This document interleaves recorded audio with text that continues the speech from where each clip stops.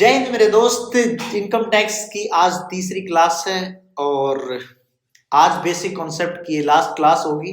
आज की क्लास के बाद आपके बेसिक जितने भी कॉन्सेप्ट्स हैं इनकम टैक्स से रिलेटेड वो सारे के सारे क्लियर हो गए होंगे। अगर फिर भी आपको डाउट आता है तो मैंने आपको नंबर दिया हुआ, आप वहां पे कॉल करके पूछ सकते हैं कि ये इसका क्या सॉल्यूशन होगा। लास्ट क्लास में हमने आपसे कुछ बातें की थी एज यूजुअल, जैसा मैंने आपको फर्स्ट क्लास में कहा था कि जो भी हम पढ़ेंगे नेक्स्ट क्लास में उसको रिवाइज करेंगे। तो फर्स्ट क्लास का जो मैंने पढ़ाया था सेकंड क्लास में रिवाइज करवा दिया था। आज थर्ड क्लास में जो भी हम पढ़ाएंगे वो फोर्थ क्लास में रिवाइज करेंगे और जो थर्ड क्लास में रिवाइज करेंगे वो सेकंड क्लास का होगा। तो जो सेकंड क्लास में मैंने आपको बताया था एक बार उसको जरा रिवाइज कर लेते हैं कि क्या है। सेकंड क्लास में हमने आपको समझाया था एनुअल फाइनेंस एक्ट के बारे में। एनुअल फाइनेंस एक्ट क्या चीज है? सबसे पहले हमने आपको बताया था कि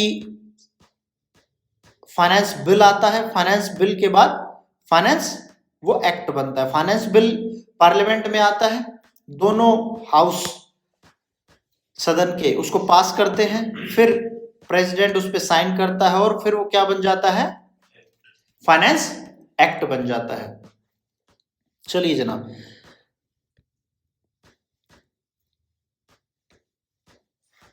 एनुअल फाइनेंस एक्ट ये मैंने आपको बताया था कि फाइनेंस मिनिस्टर इसको इंट्रोड्यूस करता है फाइनेंस बिल को, फिर फाइनेंस बिल पास होता है बोथ हाउस ऑफ पार्लियामेंट में और जब प्रेसिडेंट उसके ऊपर साइन कर देता है, एसेंट साइन अनुमति दे देता है, तो उसके बाद ये क्या बन जाता है? एक्ट बन जाता है। और वो एक्ट कहां पे मर्ज हो जाता है?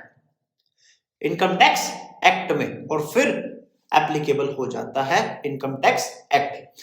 उसके बाद मैंने बताया था आपको इनकम टैक्स एक्ट 1961 है और इनकम टैक्स रूल्स 1962 है। रूल्स क्या थे? रूल्स थे सेक्शंस के सबऑर्डिनेट, मतलब उसके साथ में मिलके वो लोग काम करते हैं। मैंने कि डेप्रिसिएशन चार्ज होगा, किसी भी असेट्स पे डेप्रिसिएशन चार्ज होगा, ये किस में लिखा हुआ है? इनकम टैक्स एक्ट में। लेकिन कितने परसेंट पे डेप्रिसिएशन चार्ज होगा ये कहां लिखा हुआ है? इनकम टैक्स रूल्स में लिखी हुई ये बात। तो जब भी आप इनकम टैक्स पढ़ोगे साथ साथ में इनकम टैक्स रूल्स भी पढ़ोगे, तब ही जाके इनकम टैक्स की पूरी नॉलेज आपको आएगी। उसके बाद मैंने बताया था कि रूल्स के अंदर भी सब रूल्स, प्रोविजंस, एक्सप्लेनेशन, प्रोवाइजोस ये सब कुछ होते हैं। जैसे जैसे सेक्शंस के साथ होते हैं वैसे वैसे रूल्स के साथ भी होते हैं।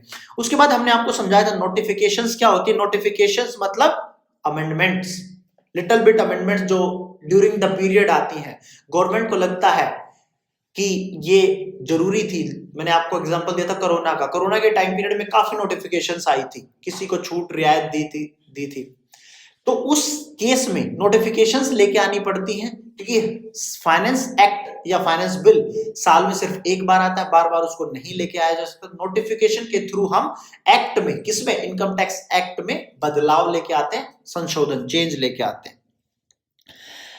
जो इनकम टैक्स को जो देखता है वो कौन था? CBDT, central board of direct taxes. और जो इनडायरेक्ट टैक्सेस को देखता है वो CBIC, central board of indirect taxes and custom. Binding on everyone, notifications मैंने आपको बताया था कि सब पे बाइंड होंगी, मतलब एसएससी और इनकम टैक्स डिपार्टमेंट। एसएससी कौन था? आपका जो क्लाइंट होता है उसको एसएससी बोलते हैं। जिसको एसएस हो रहा है, आकलन मूल्यांकन जिसका हो रहा है वो एसएससी होता है। और उस प्रोसेस को क्या बोलते हैं? जब वो प्रोसेस हो रही होती हो क्या बोलते हैं उसको? असेसमेंट बोलते हैं, करेक्ट। उसके बाद मैंने आपको बताया था सर्कुलर्स क्या होते हैं। सर्कुलर्स सीबीडीटी के थ्रू लाए जाते हैं।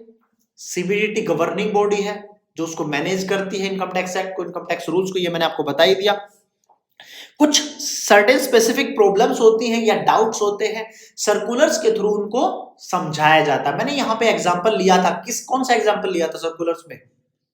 डेट ऑफ बर्थ का मैंने एक एग्जांपल लिया था कि अगर 1 अप्रैल को किसी की डेट ऑफ बर्थ है और 60 ईयर और 80 ईयर्स का मैंने एक एग्जांपल लिया था। तो इसके लिए सर्कुलर्स इश्यू होते हैं। Circulars are issued to provide the guidance of the income tax officers and SSC. Circulars लेकिन किस पे बाउंड होते हैं? डिपार्टमेंट के ऊपर। एसएससी के ऊपर वो बाउंड नहीं होते। अगर एसएससी के लिए बेनिफिशियल है तो एसएससी सर्कुलर को मान ले, अगर एसएससी के लिए बेनिफिशियल नहीं है तो उसको सर्कुलर को ना माने। उसके बाद मैंने केस लॉ बताया था कि पूरा का पूरा इनकम टैक्स एक्ट जो है वो डील नहीं कर सकता पूरे के पूरे प्रोविजंस के साथ, वो लेमन लैंग्वेज में नहीं होता, वो इन जनरल लिखा जाता है income tax act. Income tax act क्या, कोई भी कानून जब लिखा जाता है वो सबके लिए लिखा जाता है, ये नहीं कि रिलायंस विप्रो के लिए अलग अलग कानून लिखा जाए, तो वो सब पे अप्लाई होता है। फिर भी किसी को कोई डाउट होता है, किसी को दिक्कत होती है, तो वो केस फाइल करता है, हाई कोर्ट सुप्रीम कोर्ट तक जा सकते हैं, फिर उनकी जजमेंट्स आती हैं और जो केस लॉ बनते हैं। हाई कोर्ट का मैंने बताया था कि एक हाई कोर्ट की जजमेंट दूसरे हाई कोर्ट की जजमेंट पे बाउंड नहीं हो सकती, सुप्रीम कोर्ट की जजमेंट सब पे बाउंड होगी, वो एक्ट बन जाता है, वो कानून बन जाता है।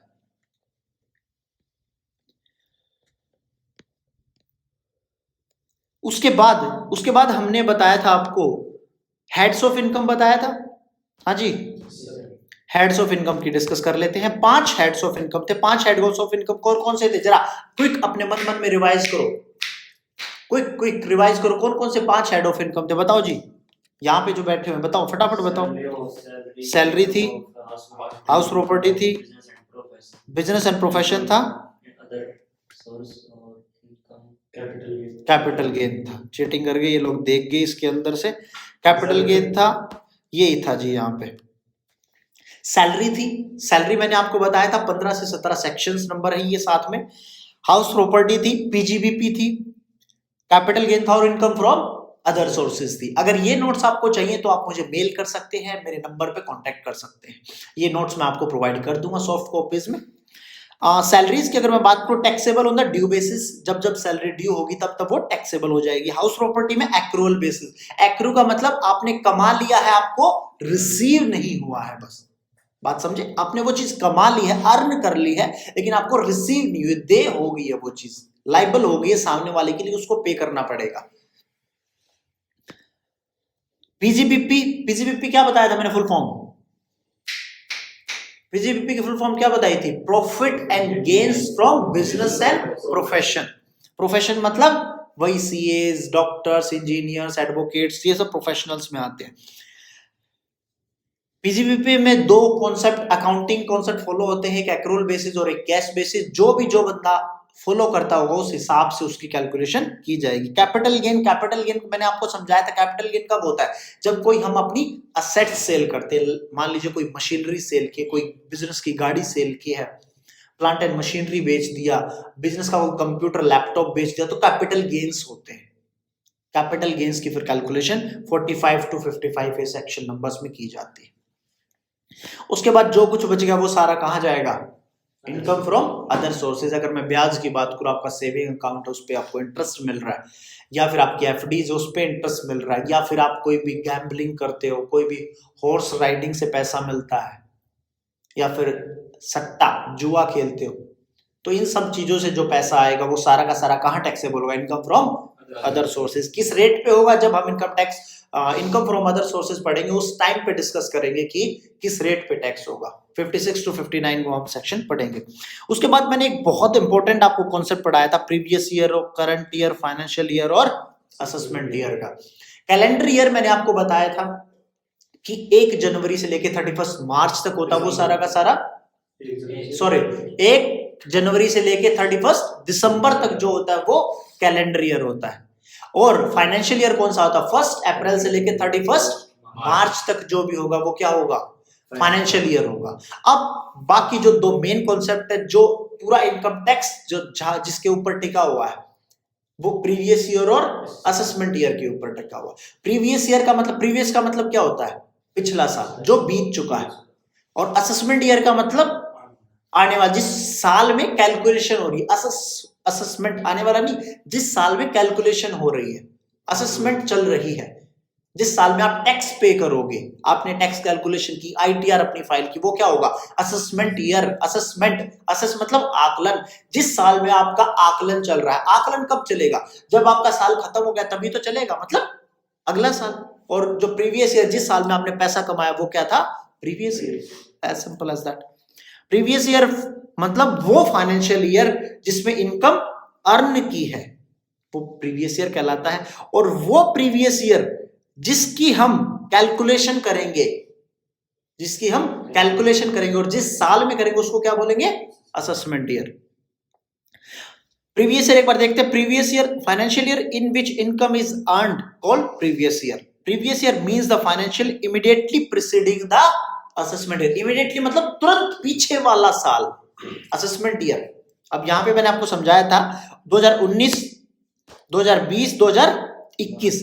जब मैंने 19-20 में कोई इनकम कमाई तो वो टैक्स कब होगी? 31 मार्च 2020 के बाद, 2020-21 में। तो 20-21 मेरा हुआ असेसमेंट ईयर, और इससे इमीडिएटली प्रीवियस ईयर कौन सा, मतलब जस्ट पीछे वाला 19-20।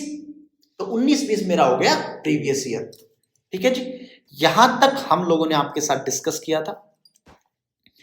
अभी हम लोग आगे चलेंगे, कुछ एक दो और कॉन्सेप्ट बचे हुए हैं, उनके साथ डील करेंगे। फिर हम आज टैक्स कैलकुलेट करना भी सीखेंगे अपनी क्लास में, कैसे टैक्स कैलकुलेट होता है। फाइनली आज से आप टैक्स कैलकुलेशन सीखेंगे, कैसे टैक्स कैलकुलेट होगा, कैसे आप टैक्स पे करेंगे, क्या स्लैब रेट्स हैं, कितने तक इनकम एग्जेम्प्ट है, कहां तक टैक्स दिया जाएगा, कौन सी डिडक्शंस मिलेगी। ये सारी चीजें आज या आने वाली क्लासेस में हम धीरे धीरे सीखेंगे। आज कुछ बेसिक लेवल हम शुरू करते हैं। चलिए सर शुरू करते हैं फिर अपनी आज की क्लास ऑफिशियली। अभी तक आपका रिवीजन हो रहा था, अब हम अपनी ऑफिशियली क्लास शुरू करते हैं। आज की जो क्लास में हम डिस्कस करेंगे वो करेंगे पर्सन की डेफिनेशंस। पर्सन का मतलब क्या है? अभी तक आपने सुना होगा पर्सन का मतलब इंसान, कोई भी पर्सन मतलब इंसान। लेकिन इनकम टैक्स एक्ट की जब मैं डेफिनेशन पढ़ूंगा, ये क्या लिखा हुआ है जरा मुझे पहले पढ़ के बताओ फटाफट। पर्सन के आगे क्या लिखा हुआ है? सेक्शन 2, उसके आगे सबसेक्शन 31, जो कि पूरी तरह गलत है। मैंने आपको बताया था क्लोज, सब क्लोज, सेक्शन, सबसेक्शन में डिफरेंस क्या है। जब वो चीजें इंडिपेंडेंट होंगी, इंडिपेंडेंटली काम करेंगी, तो वो क्लोज और सब क्लोज कहलाएगी। अब इसको दोबारा रीड करो फटाफट, क्या लिखा है? Section 2 clause 31।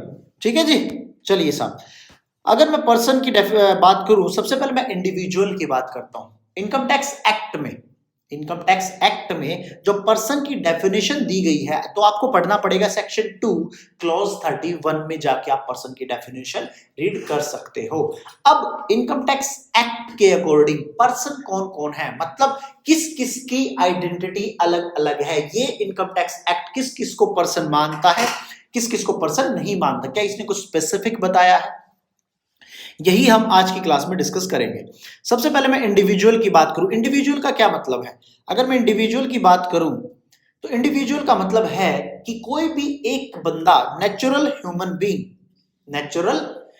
बीइंग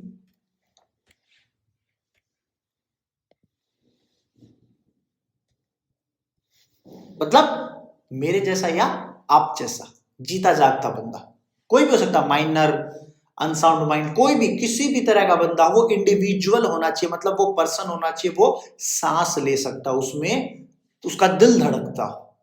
बेसिकली बात ये, वो इंडिविजुअल होगा। ठीक है जी।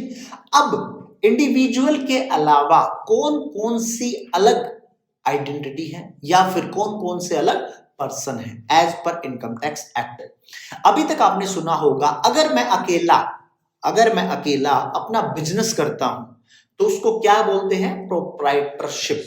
मैं अगर अकेला अपना बिजनेस करता हूं तो उसको प्रोप्राइटरशिप बोलते हैं, इंडिविजुअल बोलते हैं। ठीक है, कोई दिक्कत नहीं।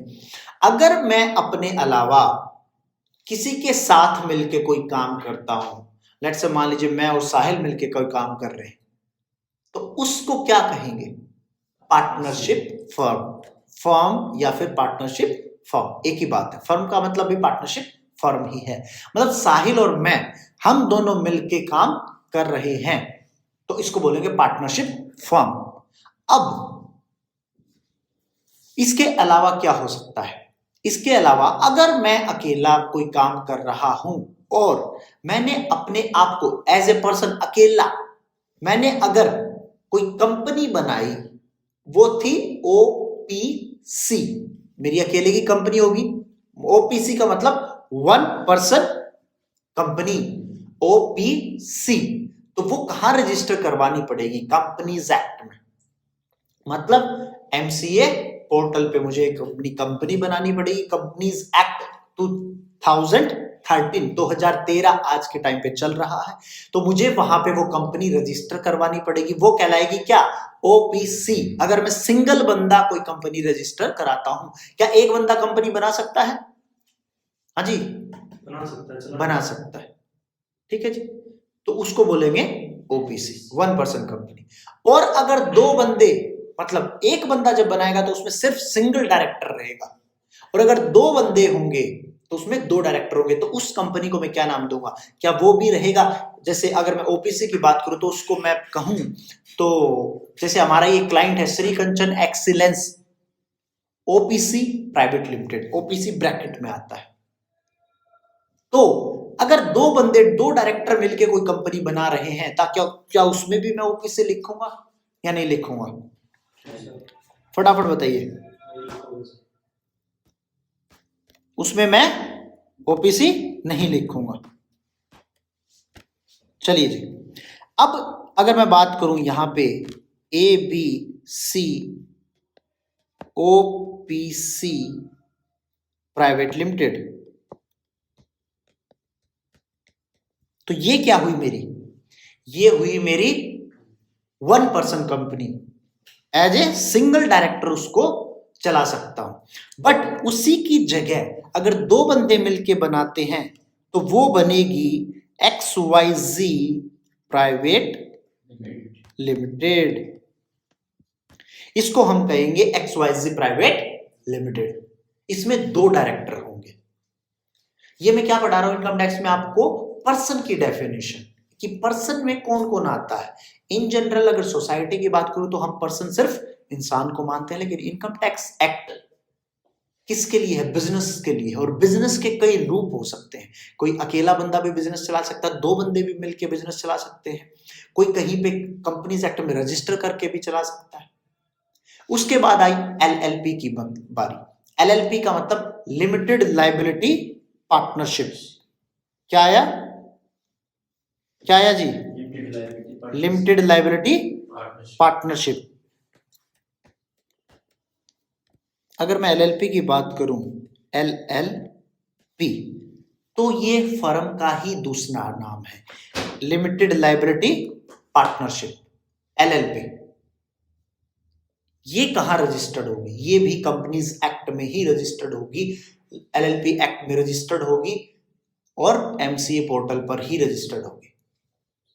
लिमिटेड लायबिलिटी पार्टनरशिप, इसका डिफरेंस जानेंगे कि इसमें डिफरेंस क्या है नॉर्मल पार्टनरशिप फर्म से और LLP में डिफरेंस क्या है। तो अभी तक मैंने आपको बताया, क्या क्या बताया?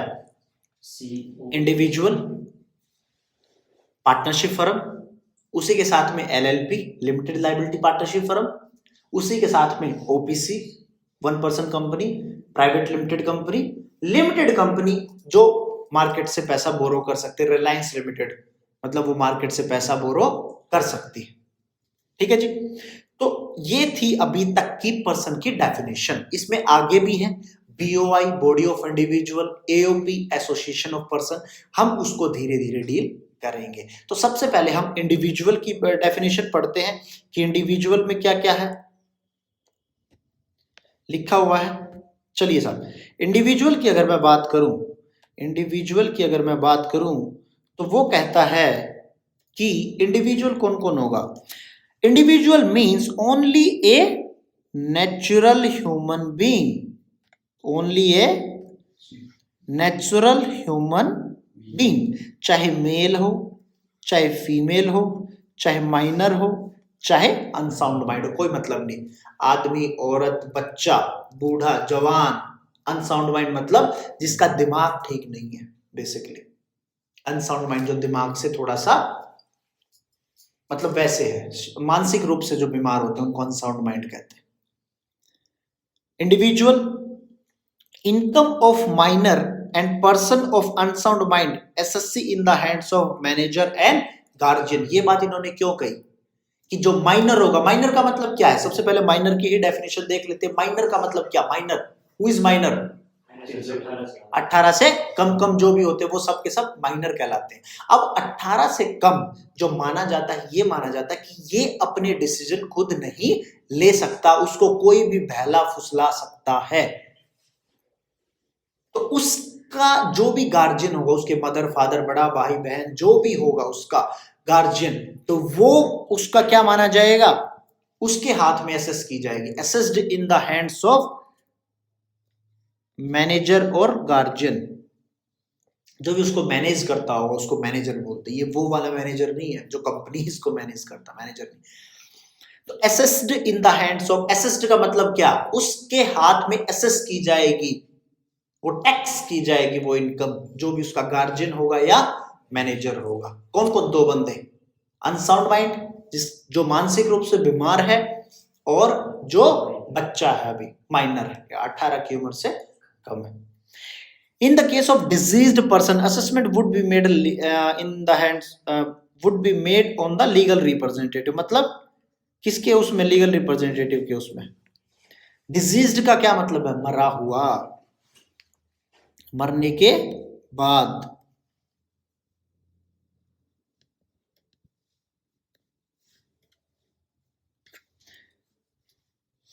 ठीक है जी।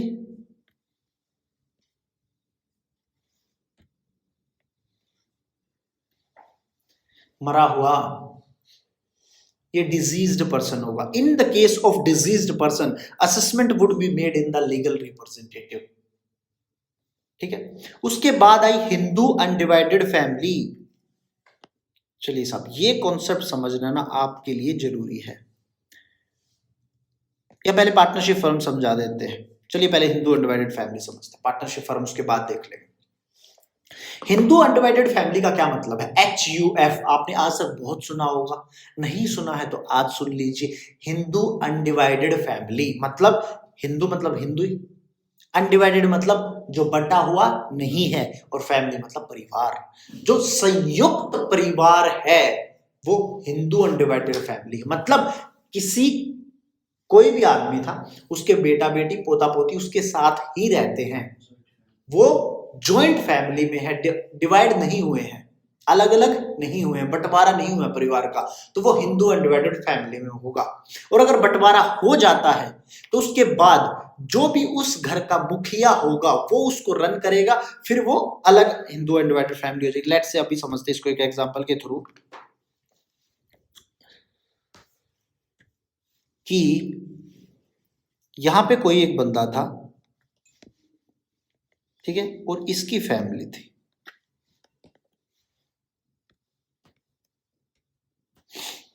ठीक है जी। जब इसकी फैमिली हुई और इसकी फैमिली हुई, ये दोनों भाई थे, इसकी आगे क्या होगी, इनके आगे बच्चे होंगे। तो जब यहां पे ये बंदा अपना एक HUF बना सकता है, लेट से इसका नाम था AHUF, इसका नाम था B, इसका नाम था C। जब तक ये लोग साथ में थे, जब तक ये लोग साथ में थे तो इनकी अपनी एक HUF थी। लेकिन जब ये लोग बड़े हुए, कौन? B और C, जब ये दोनों बड़े हुए तो इन्होंने क्या किया, अपना परिवार अलग अलग कर लिया। अब क्या होगा, पहले एक ही HUF थी, हाँ जी, पहले एक ही HUF थी। अब B के दिमाग में भी कुछ सूझा, उसने अपनी भी HUF बना ली। अगर मैं प्रैक्टिकल बात करूं तो HUF आज के टाइम पे सिर्फ और सिर्फ टैक्स सेविंग के लिए या टैक्स एविजन के लिए बनाई जाती है, ताकि टैक्स ना देना पड़े। क्योंकि HUF एक अलग पर्सन है। हम क्या पढ़ रहे हैं? पर्सन की डेफिनेशन। अभी मैंने इंडिविजुअल पढ़ाया, इंडिविजुअल जो A है यहाँ पे, इंडिविजुअल जो A है यहाँ पे, वो अपनी अलग से रिटर्न भरेगा और अपनी HUF की भी रिटर्न भरेगा। तो उसको क्या मिल गया, डबल बेनिफिट मिल जाएगा इनकम टैक्स में। 2.5 लाख तक जो इनकम एग्जेम्प्ट है, आज हम शायद पढ़े उसको, अगर उस कॉन्सेप्ट तक पहुंचेंगे तो वहां पे मैं बताऊंगा कि इनकम टैक्स में इंडिया में 2.5 लाख तक की छूट है। 2.5 लाख तक आपको टैक्स नहीं देना अगर आपकी इनकम 2.5 लाख रुपए है। अब 2.5 लाख रुपए की एक ही पर्सनल इनकम अगर वो कमाता है और उसने HUF क्रिएट करके अगर उसमें कोई इनकम जनरेट की है तो 2.5 लाख उसको टोटल 5 लाख का बेनिफिट मिल गया। अदरवाइज अगर HUF नहीं होती तो A सिर्फ और सिर्फ कितना, 2.5 लाख तक का ही बेनिफिट उठा पाता। बात समझ आई। अब बी और सी बड़े हुए, दोनों को इश्क हुआ और अपनी शादी करके अलग अलग रहने लग गए ए से। अब जब ए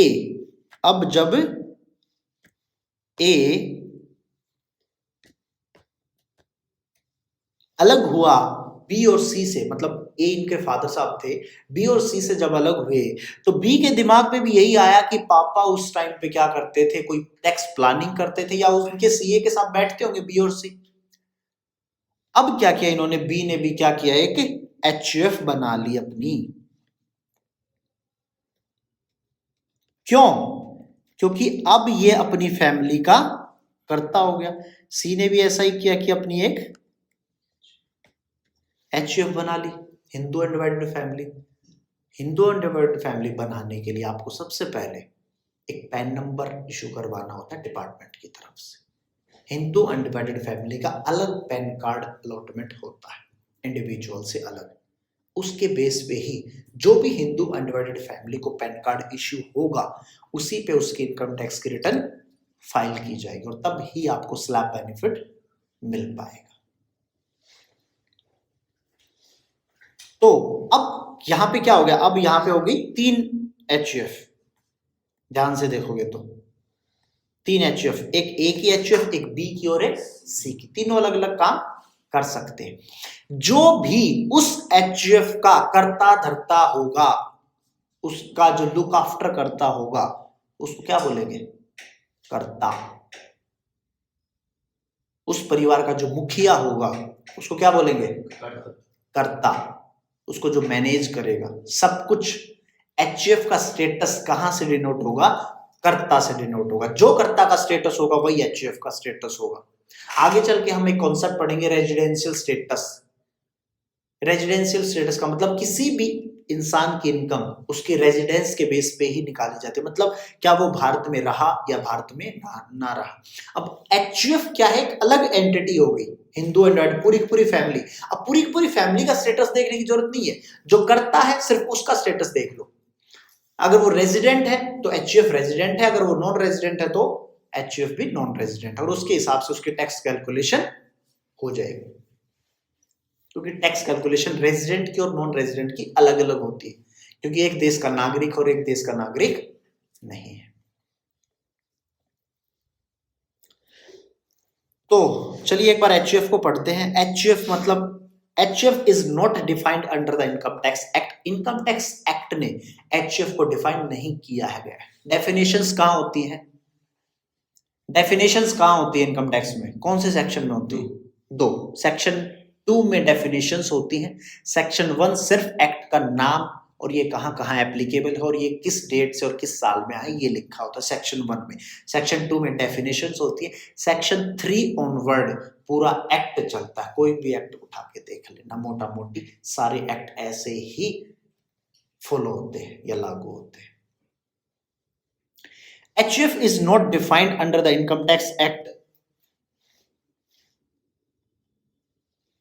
However, it is treated as separate entity. ये तो हमने बताई थी अंडर इनकम टैक्स एक्ट, तभी तो उनको कानून का जो बेनिफिट मिल पाया, नॉट कानून का, स्लैब रेट का जो बेनिफिट मिल पाया, तभी तो मिल पाया क्योंकि वो एक सेपरेट एंटिटी, सेपरेट मतलब अलग अलग, एंटिटी मतलब एक संस्था, तो वो एक अलग संस्था है इंडिविजुअल से हटके।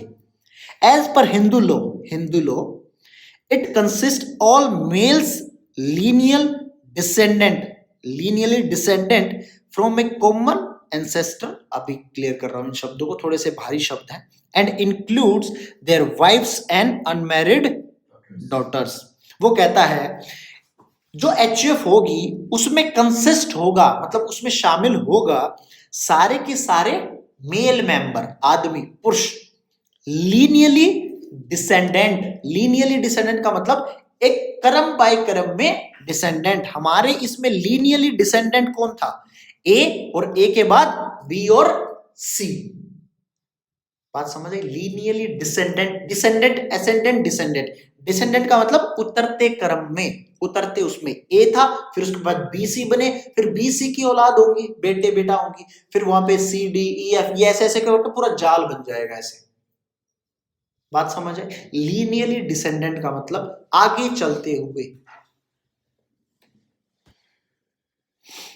Lineal descendant from A common ancestor, एक कॉमन एंसेस्टर से जो निकलेंगे वो सारे के सारे, एंड इंक्लूड देयर वाइफ्स, मतलब उनकी बीवियां और उनकी अनमैरिड डॉटर, और उनकी बेटियां जो ब्याह के अगले घर नहीं गई, ये सब क्या होगा? एचयूएफ का पार्ट होगा। जरा मोटा मोटी अपने अपने घर घर से कोरिलेट करो फटाफट। आपके फादर साहब, आप उनकी औलाद हो, आपकी जो बहनें जिनकी शादी नहीं हुई है, और आपकी मम्मी आपके फादर की वाइफ है, तो उनकी वाइफ हो गई, तो ये सारे के सारे एचयूएफ का पार्ट होंगे। तो ये एक अलग एंटिटी हो गई, एक अलग संस्था हो गई। काम ये कुछ भी कर सकती है एचयूएफ मिलके, कोई भी काम कर सकती है, क्योंकि अलग एंटिटी है, सेपरेट इसके कॉन्सेप्ट अप्लाई होंगे। बात समझ आई? तो आप भी ये टैक्स प्लानिंग कर सकते हैं एचयूएफ बना के। The status of HUF is received by birth and not bye operation of law. बात समझना क्या कहता है? जब एचयूएफ में कोई बच्चा जन्म लेता है, जब किसी भी एचयूएफ में कोई बच्चा जन्म लेता है, तो वो जैसे ही जन्म लेगा वो एचयूएफ का ऑटोमेटिकली मेंबर बन जाएगा। कहीं पे जाके रजिस्टर्ड करवाने की जरूरत नहीं है। ऑपरेशन ऑफ लॉ की जरूरत नहीं है, कोई लॉ कानून फॉलो करने की जरूरत नहीं है। सीधा बच्चे ने जन्म लिया और वो एचयूएफ का पार्ट बन गया। अब छोटा सा एग्जांपल दे लेते, रणबीर कपूर और आलिया भट्ट की शादी हुई। अब जब आलिया भट्ट का बेटा या बेटी हुई, जो भी हुआ, बेटा या बेटी हुई शायद, तो जैसे ही उसने जन्म लिया तो रणबीर कपूर की जरूर एक एचयूएफ होगी ऋषि कपूर के बाद, क्योंकि उनका सीए टैक्स प्लानिंग जानता है, उनकी तो करोड़ों में इनकम है, तो वो कुछ इनकम एचयूएफ में लेते होंगे अपनी, चाहे रेंटल इनकम क्यों ना लो। तो जब वो लड़की पैदा हुई आलिया भट्ट की, तो ये एचयूएफ का ऑटोमेटिकली पार्ट बन गई। कहीं पे उनको रजिस्टर्ड नहीं करवाना कि इसको एचयूएफ का पार्ट बना दो। बात समझ आई? कोई डाउट? ऐसे ही जब आपने अपने परिवार में, अपने घर में जन्म लिया होगा, तो आप ऑटोमेटिकली उस एचयूएफ का पार्ट बन गए होंगे, जो आपके फादर या मदर ने जो बनवा रखी होगी, जो आपके दादा ने बनवा रखी होगी। ठीक है जी। ओनली को परसेंसर्स, only co-possessors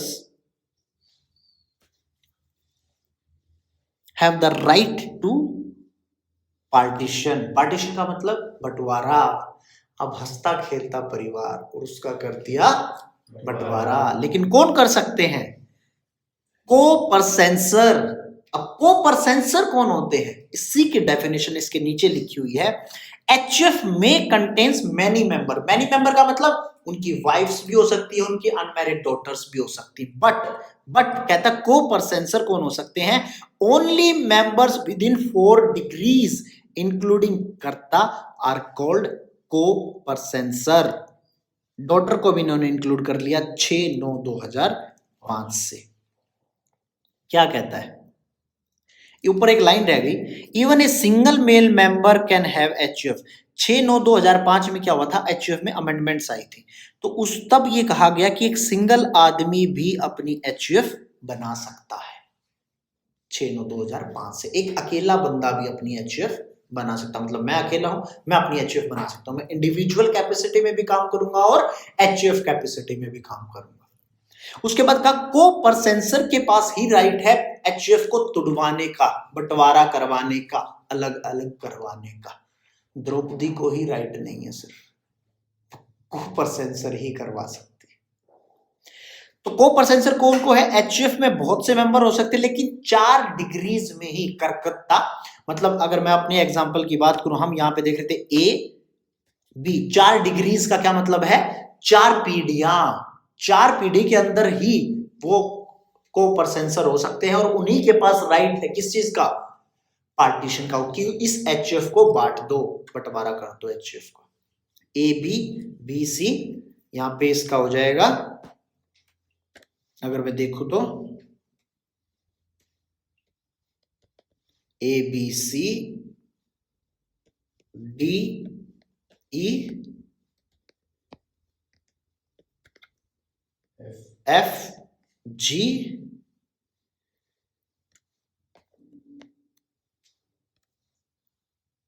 फिर इनका आगे जो भी होगा, बहुत लंबी कैलकुलेशन होगी यार, इतना क्या है। तो ये 4 पीढ़ियां यहाँ पे होगी। यहां से शुरुआत की थी ना हमने, यहां से 1 पीढ़ी, 2 पीढ़ी, 3 पीढ़ी और 4 पीढ़ी। 4 पीढ़ियों तक बंटवारा कर सकते हैं कोपर सेंसर। तो कोपर सेंसर के पास ही राइट है, only members with in 4 degrees including कर्ता को मिलाते हुए 4 पीढ़ियां ही कोपर सेंसर हो सकती है, और कोपर सेंसर के पास ही राइट है कि बंटवारा कर दे। Sikh and Jain undivided family और also called also be assessed as a HUF under the income tax act। ये नहीं है कि सिर्फ जो हिंदू होगा वही होगा, सिख को भी ये लोग क्या मानते हैं, हिंदू, और जैन को भी क्या मानते हैं, हिंदू। तो जैन धर्म और सिख धर्म के जो अनुयायी है, जो लोग हैं, वो भी असेस्ड हो सकते हैं इनकम टैक्स में एज ए HUF, अगर उन्होंने HUF बना रखी, क्रिएट कर रखी है। ठीक है जी, ये आगे आप पढ़ना चाहो तो पढ़ सकते हैं, HUF का ही थोड़ा सा डिटेल में बताया गया है। चलिए पढ़वा देता हूँ एक बार रीड, अदरवाइज आप भी पढ़ सकते हो, कोई इतनी बड़ी बात नहीं है। वो कहता है कि 2 इसमें वो बनाए गए हैं स्कूल ऑफ थॉट से, 2 ऑप्शंस हैं, ओपिनियंस हैं। स्कूल ऑफ थॉट्स का मतलब अलग अलग विचारधाराएं हैं। वेस्ट बंगाल में अलग चलती है और पूरे हिंदुस्तान में उसके अलावा अलग चलती है। पूरे हिंदुस्तान में जो मैंने अभी तक आपको पढ़ाया वो पूरे हिंदुस्तान की है, और वेस्ट बंगाल ये कहता है कि आप बाय बर्थ HUF का पार्ट नहीं बन सकते, ऑपरेशन ऑफ लॉ पढ़ोगे। क्या बनता है, Dayabhaga school of Hindu law, Mitakshara school of Hindu law. Dayabhaga चलती है कहां पे, हाँ जी, दया भागा कहां चलती है, वेस्ट बंगाल आसाम में, और जो रेस्ट ऑफ इंडिया में वो चलती है। वो कहता है nobody acquires the right share in the by birth if कर्ता इज अलाइव। अगर कर्ता जिंदा है तो बाय बर्थ कोई भी जन्म नहीं, मतलब कोई भी जन्म लेता है तो वो बाय बर्थ राइट एक्वायर नहीं करता, उसमें HUF में कुछ भी करने पे। 10 the children do not acquire any right share in the family property if his father is alive. Children will acquire right share जब उसके फादर की डेथ हो जाएगी। मतलब क्या, जब कर्ता जब तक जिंदा है तो उसकी कितनी भी संतानें पैदा होती रहे, वो जो HUF की प्रॉपर्टी होगी उसमें कोई भी राइट नहीं रखता। जब फादर की डेथ हो जाएगी उसके बाद वो राइट रखता है, लेकिन बाकी जगह क्या कहते हैं कि बाय बर्थ ही वो राइट रखता है। वन एक्वायर द राइट, जो बाकी हिंदुस्तान में चलता है, to the family properties by his birth. ठीक है, बस यही है, आगे आप लोग इसको पढ़ सकते हैं। तो HUF का कॉन्सेप्ट समझ आया कि नहीं आया, जल्दी बताइए फटाफट। आ गया ना, कोई दिक्कत कोई परेशानी HUF में? इंडिविजुअल मैंने पढ़ा दिया, HUF मैंने पढ़ा दिया। अब बारी आई किसकी, कंपनीज एक्ट की। कंपनीज एक्ट की डेफिनेशंस को अगर मैं देखूं तो सिंपल, मोटा मोटी बहुत लंबी डेफिनेशन है, बहुत लंबी डेफिनेशन है। सिंपल भाषा में समझाऊंगा, क्योंकि हमारा मतलब ही सिर्फ क्या है, हमने डे 1 से कहा इनकम टैक्स बाय CA जयगुलिया, आसान भाषा। ठीक है, तो ये देखिए, फॉरेन कंपनी, ये कंपनी, वो कंपनी, यहां तक, यहां से लेके, और ये इतनी बड़ी डेफिनेशन है। बहुत आसान शब्दों में समझा देता हूं कि class of companies, domestic company का मतलब क्या, जब भी आप एयरपोर्ट पे जाते तो कहते हैं ना कि डोमेस्टिक एयरपोर्ट है, एक इंटरनेशनल एयरपोर्ट है। तो जैसे ही आप डोमेस्टिक एयरपोर्ट पे जाओगे तो आप बाहर की फ्लाइट नहीं पकड़ पाओगे साहब, जो हिंदुस्तान में ही फ्लाइटें जाएंगी आप उन्हीं को कैच कर सकते हैं, पकड़ सकते हैं, और सिर्फ आप हिंदुस्तान में घूम सकते हैं। तो वैसे ही ये हाल डोमेस्टिक कंपनी का है कि वो जो भारतीय कंपनी है, इंडियन कंपनी है, वो क्या है, डोमेस्टिक कंपनी, और जो इंडियन कंपनी नहीं है वो क्या है, फॉरेन कंपनी। अब टास्क ये है, फॉरेन कंपनी की डेफिनेशन क्या है? फॉरेन कंपनी की डेफिनेशन बहुत सिंपल है, the company which is not a domestic company is foreign company. मतलब जो डोमेस्टिक कंपनी नहीं है वो फॉरेन कंपनी है। तो अब आपकी समस्या सामने आई, डोमेस्टिक क्या है? अब ये मत कह देना कि डोमेस्टिक कंपनी वो है जो फॉरेन नहीं है, ये नहीं हो सकता। तो आपको डोमेस्टिक कंपनी की डेफिनेशन रीड करनी पड़ेगी, आपको पता होना चाहिए कि डोमेस्टिक कंपनी क्या है। तो ये लिखी होगी सेक्शन 2 क्लॉज 22A में। Domestic company means an Indian company.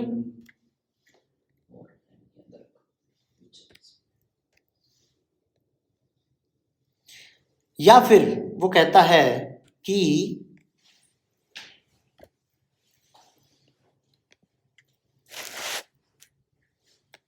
क्या ऑप्शन दिया उसने, एन इंडियन कंपनी या फिर any other company which has prescribed arrangement and declaration of payment of dividend with in India, payable out of taxable income in India. कोई भी company जो Indian company है वो डोमेस्टिक कंपनी होगी। अब आपके लिए टास्क आया यार, ये इंडियन कंपनी क्या है?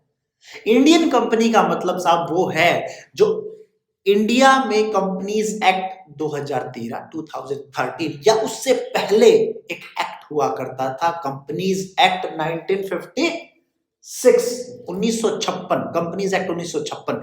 तो इन दोनों एक्ट में कोई भी कंपनी जो रजिस्टर्ड है, ये तो है नहीं कि देश अभी चल रहा है, देश बहुत पुराना चलता है, तो 1956 में कंपनीज एक्ट बनाया गया था। तो जो पहले रजिस्टर्ड हुई वो कंपनियां, और जो 2013 कंपनीज एक्ट चेंज ही हुआ था सारा का सारा, इसलिए 2013 बना। 2013 बनने के बाद जो 2013 में रजिस्टर्ड, वो इन दोनों को मिला के जो कंपनीज एक्ट में रजिस्टर्ड है वो क्या कहलाएंगे? डोमेस्टिक कंपनी या फिर इंडियन कंपनी। ठीक है। दूसरा उसने कहा एनी अदर कंपनी, मतलब कोई भी other company which has made prescribed arrangement, जो अरेंजमेंट कर चुकी है, has made for declaration and payment of dividend. Dividend, सबसे पहले डिविडेंड समझते हैं, डिविडेंड क्या होता है।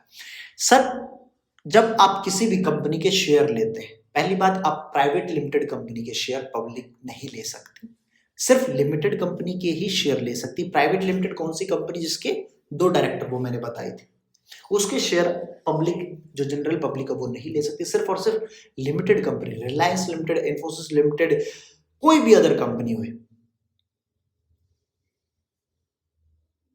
उसके आप शेयर ले सकते हैं, प्राइवेट लिमिटेड के नहीं ले सकते। क्योंकि प्राइवेट लिमिटेड जब कंपनीज एक्ट बनाया गया तो वहां पे साफ साफ लिखा गया कि प्राइवेट लिमिटेड कंपनी पब्लिक के पास जाके पैसा नहीं मांग सकती, सिर्फ पब्लिक लिमिटेड कंपनी ही पब्लिक के पास जाके पैसा मांग सकती है। और जब वो पैसा मांगती है तो वो शेयर इश्यू करती है।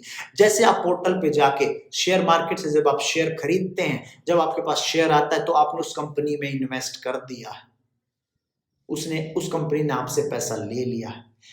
तो जब आप बैंक में अपना पैसा जमा कराते तो आपको उस पैसे के ऊपर एफडी, आप लेट से मान लीजिए आपने कोई एफडी कराई, आपकी नई नई शादी हुई, आपकी नई नई शादी हुई और आपके जो ससुराल वाले हैं उन्होंने खुश होके आपको गिफ्ट दिया। गिफ्ट में क्या था? एक 20 लाख का चेक या एक 15 लाख का चेक। और आपने क्या किया कि उसकी जाके एफडी करा दी बैंक में। जब आपने उसकी एफडी कराई तो आपको उस पे क्या मिलेगा? इंटरेस्ट मिलेगा, ब्याज मिलेगा।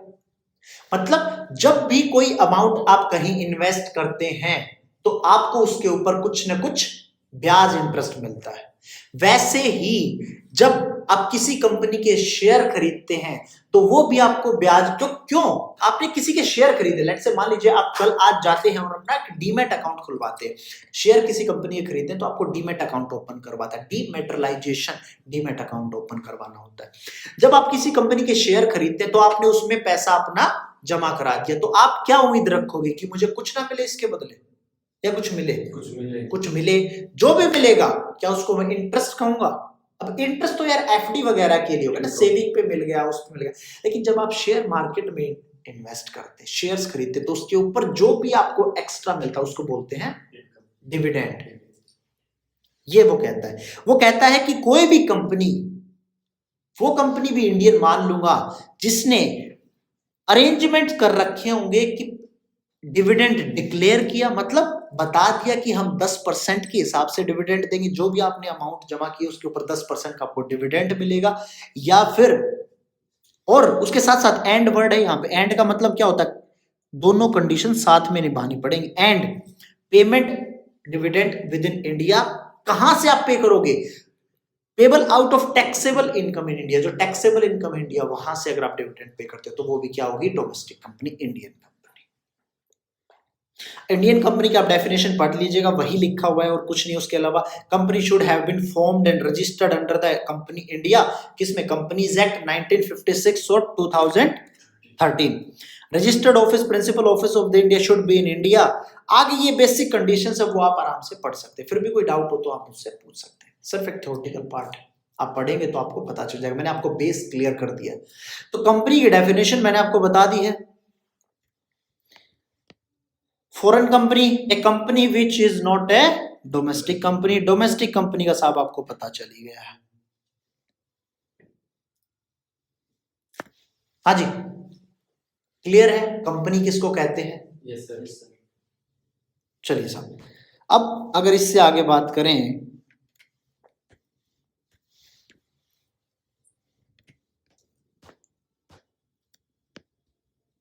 फर्म, फर्म की अगर मैं बात करूं, फर्म का मतलब क्या है? Partnership firm. ये भी कहां डिफाइंड है? सेक्शन 2 क्लॉज 23 में। फर्म का मतलब है पार्टनरशिप फर्म। कोई भी पार्टनरशिप फर्म जो पार्टनरशिप एक्ट में रजिस्टर्ड होगी उसको बोलेंगे पार्टनरशिप फर्म। क्या बोलेंगे? पार्टनरशिप फर्म जो एक्ट में रजिस्टर्ड होगी। लेकिन यहाँ पे दो तरीके, हाँ बात समझना जरा इस बात को, आप पार्टनरशिप फर्म बिना रजिस्ट्रेशन के भी बनवा सकते हैं। एक तो आप पार्टनरशिप एक्ट में रजिस्टर्ड कर दीजिए और एक पार्टनरशिप एक्ट में रजिस्टर्ड मत कीजिए। अगर आप पार्टनरशिप एक्ट में रजिस्टर्ड कर देते हैं तो आप कोर्ट में जाके, अगर कल को कोई बात होती है, आपने एक पार्टनरशिप फर्म बनाया, आपने कोई काम शुरू किया, सामने वाली पार्टी ने गलत माल सप्लाई कर दिया, तो कोर्ट में आप उसको शू कर सकते हैं। लेकिन जो पार्टनरशिप फर्म रजिस्टर्ड नहीं होगी, रजिस्टर्ड कैसे नहीं होती आप बात समझिए, रजिस्ट्रार के पास, रजिस्ट्रार ऑफिस में जाके पार्टनरशिप फर्म रजिस्टर्ड होती है, रजिस्टर्ड करवाते हैं। रजिस्टर्ड का मतलब क्या है कि जी मैंने एक एग्जांपल लिया था, मैं और साहिल मिलके हम कोई काम करते हैं, तो हम दोनों उठ के कहां जाएंगे? रजिस्ट्रार के ऑफिस में, और रजिस्टर्ड करवाएंगे कि जी आप इस चीज को, हमारे बिजनेस का ये नाम है, यहाँ पे है, इस दिन से हम शुरू करें, ये माल बेचेंगे, ये सारी चीजें लिखवा के मैं रजिस्ट्रेशन ले लूंगा। मुझे एक पर्चा मिल जाएगा कि हाँ जी कानून की नजरों में आप रजिस्टर्ड हैं।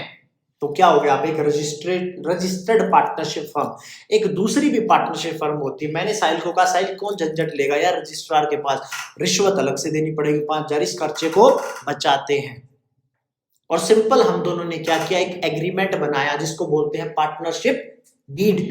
उस पार्टनरशिप डीड को किसी भी एडवोकेट के पास रजिस्टर्ड करवाया और हमने अपना काम शुरू कर दिया। क्योंकि इनकम टैक्स में नजरों में ये सारी क्या है, हम पर्सन की डेफिनेशन पढ़ रहे हैं, उसमें ये सब एंटिटीज है अलग अलग। अब पार्टनरशिप फर्म, इनकम टैक्स को कोई मतलब नहीं, आपने जाके रजिस्ट्रार के पास रजिस्ट्रेशन लिया है या नहीं लिया। इनकम टैक्स कहता भाई मुझे मेरा इनकम टैक्स दे दो अगर आप कोई धंधा कर रहे हो तो। आप ये कह रहे हो, आप ये लो रजिस्टर्ड पार्टनरशिप डीड है हमारी, हमने नोटराइज करवा रखी है, स्टैम्प ड्यूटी पे कर रखी है। वो कहेगा ठीक है आप पैन कार्ड ले लो मुझसे। जैसे ही आप पैन कार्ड लोगे पार्टनरशिप फर्म का, आप उसके ऊपर अपनी रिटर्न भरना शुरू कर दो, काम करते रहो, कोई दिक्कत नहीं। तो ये नॉन रजिस्टर्ड पार्टनरशिप फर्म काम आप ऐसे भी कर सकते हैं।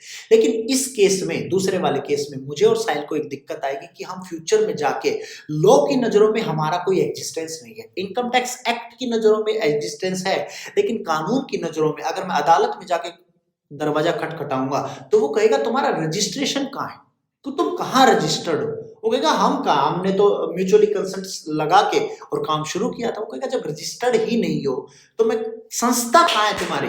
इनकम टैक्स एक्ट के अकॉर्डिंग जो आपको पैन मिला है उसके बेसिस पे आप रजिस्टर्ड नहीं हो, आपका एग्जिस्टेंस नहीं है कहीं पे भी। ठीक है जी, तो ये पार्टनरशिप फर्म थी।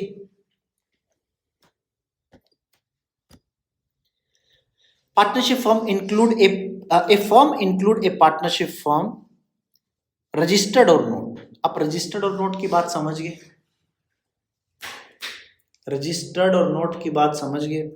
And shall include A LLP limited liability partnership. ठीक है। लिमिटेड लायबिलिटी पार्टनरशिप कहाँ रजिस्टर्ड होगी? जो नॉर्मल पार्टनरशिप फर्म होगी वो रजिस्टर्ड होगी किसी भी रजिस्ट्रार के पास, जो भी आपके एरिया का रजिस्ट्रार होगा उसके पास। और एलएलपी कहाँ पे रजिस्टर्ड होगी?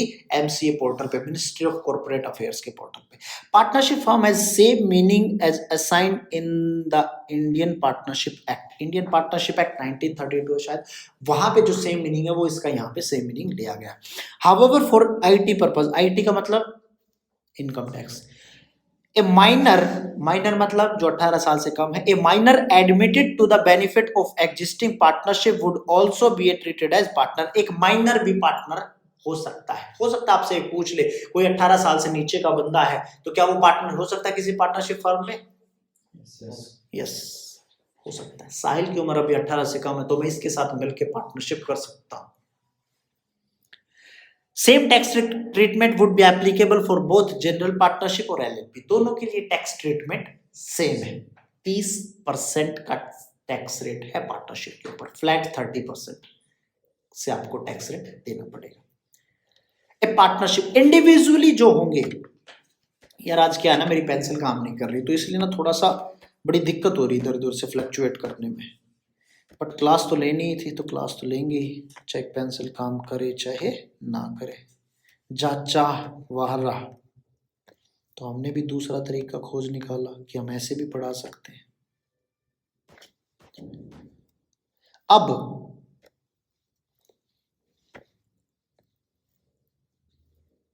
अगर मैं बात करूं,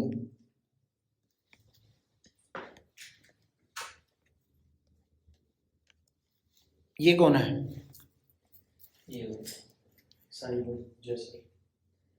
चलिए एग्जाम्पल थोड़ा सा चेंज कर देते हैं, काफी देर से बोर हो गए होंगे, क्या साहिल साहिल साहिल लगा रखी है बहुत देर से। साहिल भी कह रहा होगा बार बार मुझे खींच ले आते हैं। इसको थोड़ा सा चेंज कर देते हैं। ये है कोई भी, लेट्स से राम, और ये कौन है? श्याम, सीता। देखिए काम हमेशा जिंदगी में वो करो जो सामने वाला सोच रहा है और वो आप ना करो। अब ये सब कह रहे थे कि ये श्याम होगा, हमने कहा हम इसको श्याम बनाते ही नहीं, हम इसको सीता बना देते हैं। राम और सीता मिले कहीं पे, लेट्स से बेंगलोर में, ये वो वाले भगवान श्री राम और सीता माता नहीं है, ये आज के कलयुग के दौर के कोई दो प्राणी। ये दोनों गए पढ़ने बेंगलोर में, वहां पे ये लोग किसी कॉलेज में मिले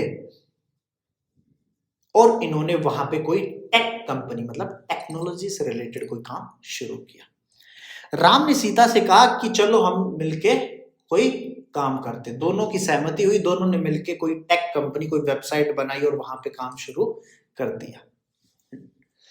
तो जब राम और सीता ने मिलके काम किया तो इंडिविजुअली ये दोनों बंदे अलग अलग क्या कहलाएंगे? इन दोनों ने मिलके क्या बनाया था? एक फर्म। इसको क्या बोलते हैं? Partnership firm. इन दोनों को मिलके क्या बोलेंगे? Partnership firm. और इंडिविजुअल को क्या बोलेंगे? साहिल कह रहा प्रोप्राइटरशिप। प्रोप्राइटरशिप अकेले बंदे की होती है, लेकिन जब दो बंदे मिलके काम कर रहे हैं तो वो पार्टनर्स हैं।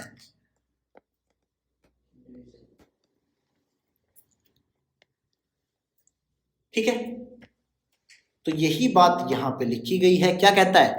ए partnership in relation between person who are agreed to share the profit of business carried on by all or any of them acting for all. Individually वो क्या कहलाएंगे? पार्टनर। और कलेक्टिवली, एक साथ, कलेक्टिवली क्या कहलाएंगे? Firm. Partnership firm. Hope so अभी तक आपको समझ आया होगा, मजा आ रहा होगा। हाँ जी, मजा आ रहा है? yes, sir. मजा आ रहा है। नहीं, इनका जोश पूरा है आज। एक बार तो इनको भी लगा क्लास नहीं होगी, फिर हमने कहा नहीं नहीं नहीं, क्लास तो करेंगे, क्लास तो बनती है बॉस। अभी तक मैंने क्या पढ़ाया? क्विक, अभी तक क्या पढ़ाया? फटाफट बताओ यार। इंडिविजुअल, एचयूएफ, डोमेस्टिक कंपनी की डेफिनेशन पढ़ा दी मैंने, और फर्म। 4 चीजें हम पढ़ा चुके हैं। अब बारी आई लास्ट 2 है बस। क्या कि थ्योरेटिकल पार्ट चल रहा है, आई नो थोड़ा सा बोर हो सकता है आपको, लेकिन ये बेस क्लियर करना। अब आपको पता ही ना हो एओपी क्या है, एचयूएफ क्या, और मैं आपको सीधा पढ़ाने लग जाऊं कि इन पे ये टैक्स रेट लगेगा इन पे, तो मुझे ये पहले क्लियर करना पड़ेगा कि ये टर्मिनोलॉजी क्या है, ये एक्ट आप लोगों के लिए नया है, तो आपको क्लियर होना चाहिए। कई बार आपको क्लियर भी होता है, एचयूएफ ये होता है, लेकिन इतना डिटेल में नहीं पता होता, इसलिए मुझे वो पढ़ाना जरूरी भी है। तो पहले बेस क्लियर होना चाहिए। अब बात आई एसोसिएशन ऑफ पर्सन की, और हम पढ़ क्या रहे हैं, पर्सन की definition. Association of person, association का मतलब जॉइंटली, एक समूह। एसोसिएशन का मतलब समूह। और दूसरा आया बॉडी ऑफ इंडिविजुअल्स। एक आया एसोसिएशन ऑफ पर्सन और एक आया body of individual. Association of person मतलब पर्संस का समूह। और पर्सन की डेफिनेशन मैंने क्या क्या पढ़ाया आपको, individual, HUF, partnership firm, company, ये सारे मिलके भी कोई काम कर सकते हैं। कोई कंपनी किसी इंडिविजुअल बंदे के साथ काम करना चाहे, मिलके काम करो यार, किसने रोका है। कोई पार्टनरशिप फर्म किसी कंपनी के साथ मिलके कोई टाइप करना चाहे, कोई कॉन्ट्रैक्ट लेना चाहिए, काम कर लो, कोई दिक्कत नहीं। तो उसको क्या बोलेंगे, एसोसिएशन ऑफ पर्सन। पर्सन में सब आ गए, सब के सब पर्सन। और दूसरा क्या, बॉडी ऑफ इंडिविजुअल, मतलब उसमें सिर्फ इंडिविजुअल्स होंगे, उसमें प्राइवेट लिमिटेड, कोई भी अगर प्राइवेट लिमिटेड कंपनी किसी इंडिविजुअल बंदे के साथ काम कर सकती है तो वो सिर्फ एसोसिएशन ऑफ पर्सन हो सकता है, बॉडी ऑफ इंडिविजुअल नहीं हो सकता। बॉडी ऑफ इंडिविजुअल में सारे के सारे क्या होंगे, इंडिविजुअल्स, मतलब राम, श्याम, गीता, सीता, मोहन, राहुल, प्रिया, ये हो सकते हैं। मिस्टर, मिसेस, सिर्फ ये लोग हो सकते हैं किसमें, बॉडी ऑफ इंडिविजुअल। तो association of person, body of individual. Association of person का मतलब है कि वो लोग क्या काम कर रहे हैं, कॉमनली वो एसोसिएट हुए हैं, उन्होंने कोई समूह बनाया है, उनका कॉमन कोई पर्पस है और उनको क्या करना है, उससे इनकम जनरेट करनी है। अगर मैं बात करूं, हरियाणा में जगह है बहादुरगढ़। बहादुरगढ़ में ये हुआ था कि कुछ बंदों ने मिलके, मतलब एक पार्टनरशिप फर्म थी और एक अकेला बंदा था, उन्होंने क्या किया, मिलके एक एसोसिएशन ऑफ पर्सन बनाई। वो बंदा स्पोर्ट्समैन था और वो पार्टनरशिप फर्म क्या करती थी, स्पोर्ट्स के सामान बेचती थी। तो उन दोनों ने मिलके एक एसोसिएशन ऑफ पर्सन बनाई और कई टूर्नामेंट करवाए। अब दोनों का क्या था, दोनों का क्या था, सेम पर्पस था। क्या पर्पस था कि भाई हम टूर्नामेंट करवाएंगे और वहां से पैसा जनरेट करेंगे, प्रॉफिट कमाएंगे। तो जो यही कहता है ये भी यहाँ पे कि व्हेन 2 और मोर पर्संस कंबाइन टुगेदर, 2 या 2 से ज्यादा पर्संस, पर्संस कौन, individual, company, partnership firm, HUF, LLP, कुछ भी हो, 2 या 2 से ज्यादा मिलके कंबाइन टुगेदर आते हैं for the promotion of joint enterprises, they are assessable as, उनको असेस करेंगे as AOP when they do not constitute a partnership legally। मतलब क्या, अब आपके दिमाग में आया होगा, नहीं आया तो मैं ले आता हूं। वो जो बंदे थे बहादुरगढ़ के, वो जो पार्टनरशिप फर्म थी और वो बंदा था, क्या वो दोनों मिलके एक नई पार्टनरशिप नहीं बना सकते थे? भाई किसने रोका है, 2 इंडिविजुअल बन के भी पार्टनरशिप बना सकते हैं, और एक पार्टनरशिप फर्म जो ऑलरेडी 2 बंदों ने बना रखी है किसी तीसरे बंदे के साथ भी बना सकते हैं एक नई पार्टनरशिप। बात समझना जरा,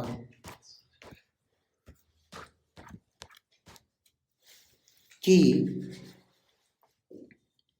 ये है कौन, राहुल, और ये है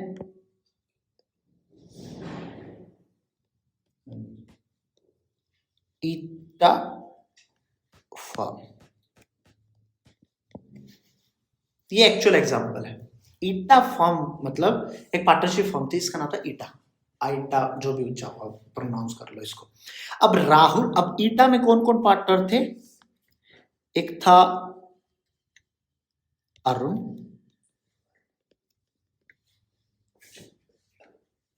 और एक था,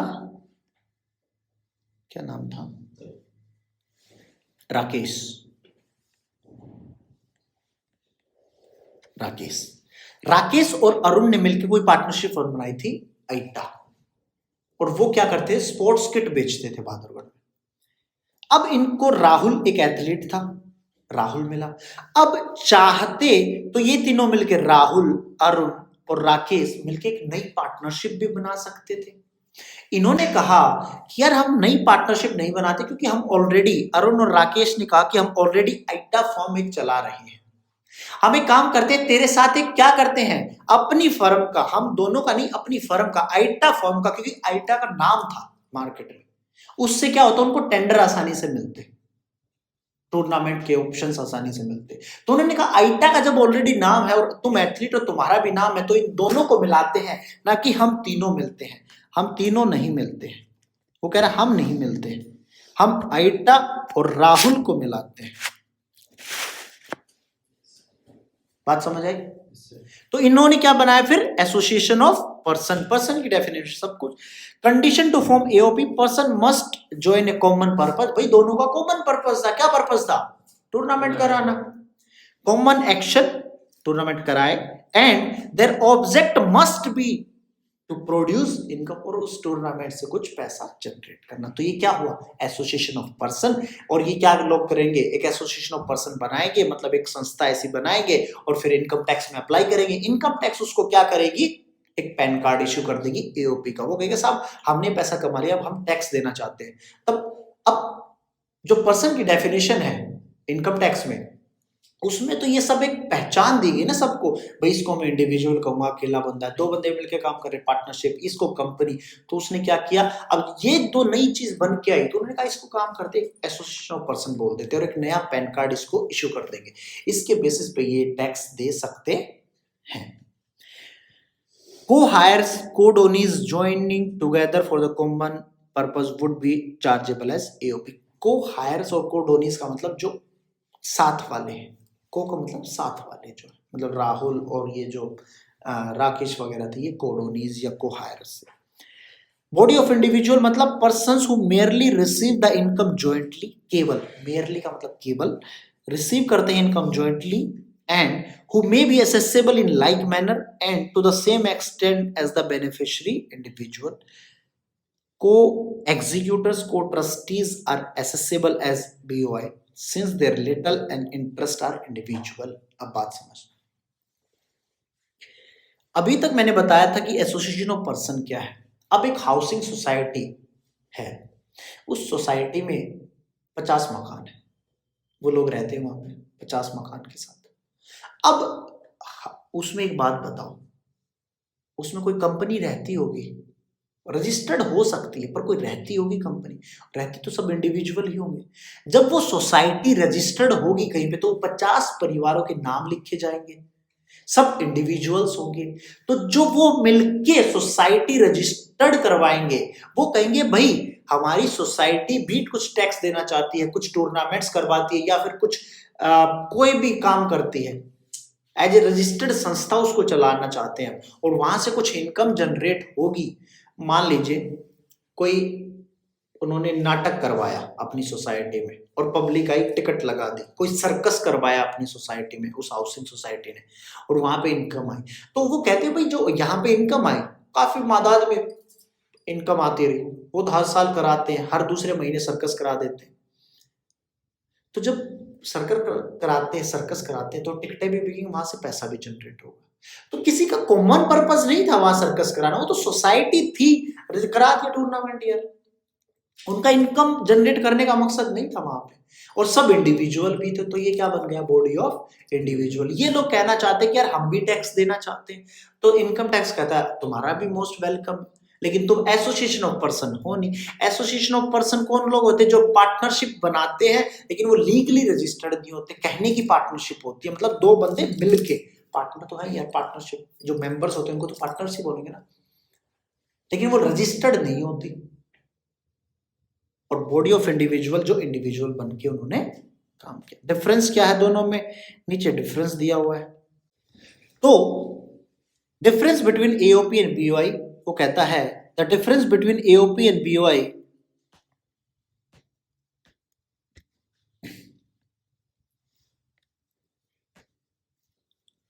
difference between AOP and BOI is that whereas the association implies a voluntarily getting together for a definite purpose, body of individual would be just a body without an intention to get together. Body of individual की intention नहीं थी, उस जो housing society थी क्या उनकी intention थी कि एक साथ आए और ये सर्कस करवाएं यहाँ पे अपने मोहल्ले में? नहीं, ठीक है, बातें चलती रही, उन्होंने रजिस्टर्ड करवाया था, वो सर्कस हो गया तो हो गया। उसके बाद है लोकल अथॉरिटी। लोकल अथॉरिटी का मतलब जो भी म्यूनसिपैलिटीज वगैरह होती हैं वो सारी आपकी लोकल अथॉरिटीज होती हैं। Municipal committee, district board, municipality, body of port commissioners etcetera legally entitled, ये सब आपकी लोकल अथॉरिटीज होती हैं। Income of local authority is taxable only if it is derived from the business of supply of commodity service. अगर वो local authority मतलब जो आपकी म्यूनसिपैलिटी, जैसे दिल्ली में क्या है, एफसीडी मींस क्या है, म्यूनसिपैलिटी कॉर्पोरेशन ऑफ दिल्ली, ऐसा कुछ करके क्या है, म्यूनसिपल कॉर्पोरेशन ऑफ दिल्ली ऐसा है शायद। एमसीडी जो है, income of local authority is taxable only if it is derived from the business of supply of commodity और सर्विस। अगर वो जो भी एमसीडी है आपके वहां की, मुंबई की क्या बोलते हैं, महानगर पालिका वैसा कुछ करके, अगर वो कुछ कमोडिटी बेचती है या कुछ सर्विस सेल करती तो ही उसकी इनकम टैक्सेबल होगी, अदरवाइज नहीं होगी।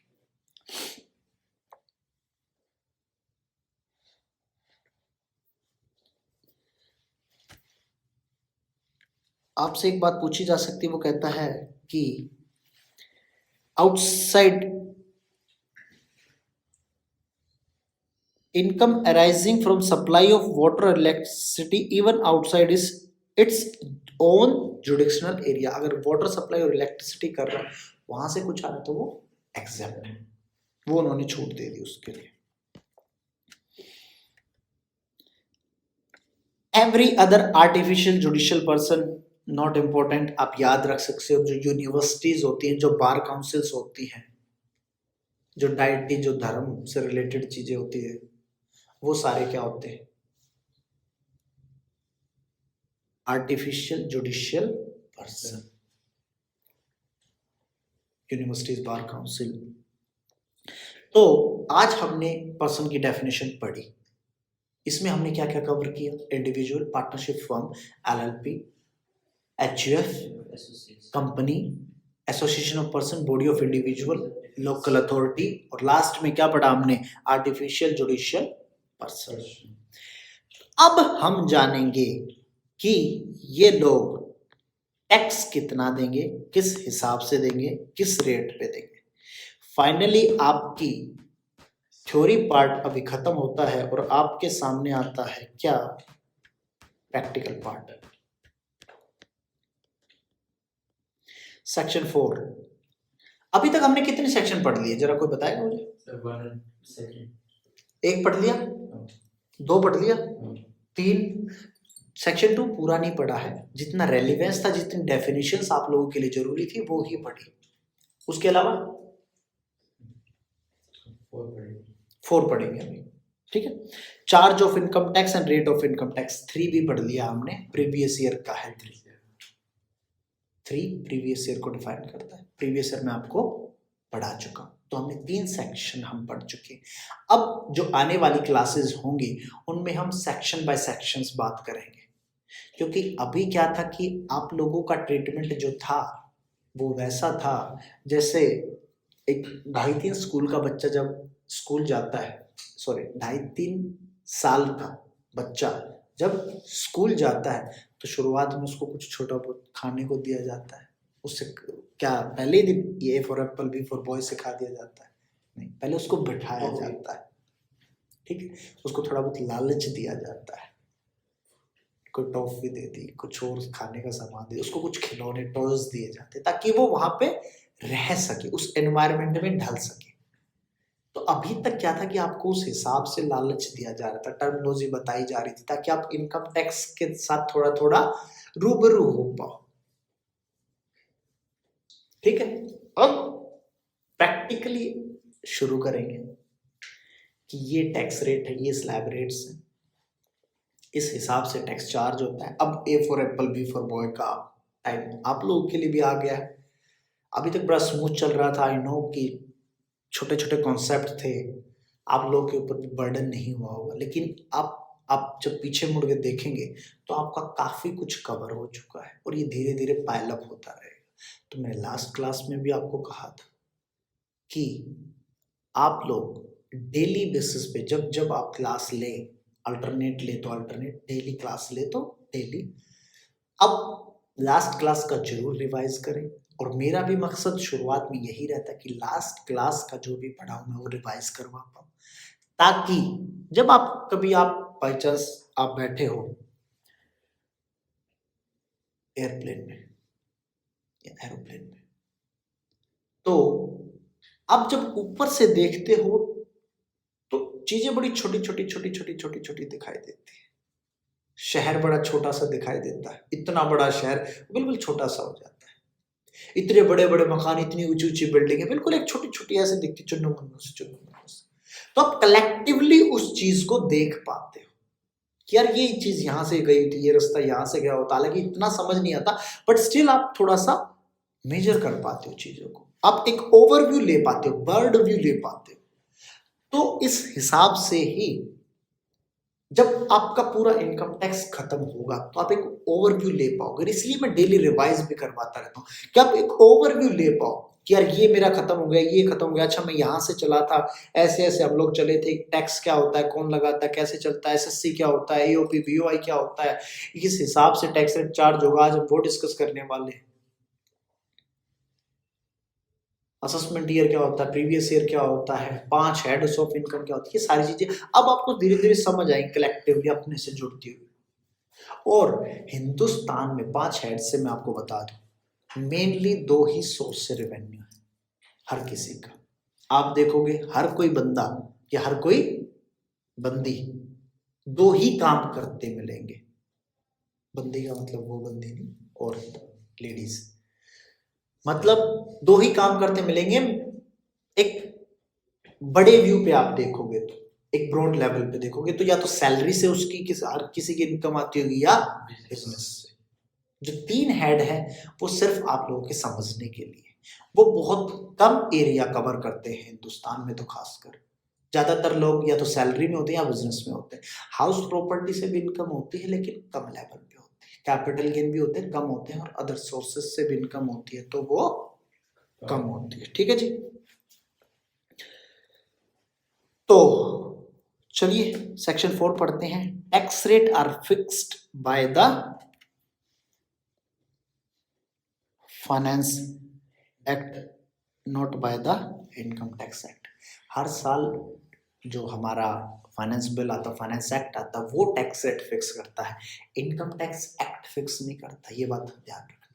कोई आपसे पूछे, कल को आप मार्केट में जाओ और आपसे पूछे कि बताओ टैक्स रेट कौन फिक्स करता है, तो वो कहेगा इनकम टैक्स एक्ट फिक्स करता है। हाँ, इनकम टैक्स एक्ट फिक्स तो कैसे करेगा, क्योंकि टैक्स रेट तो चेंज हो जाते हैं।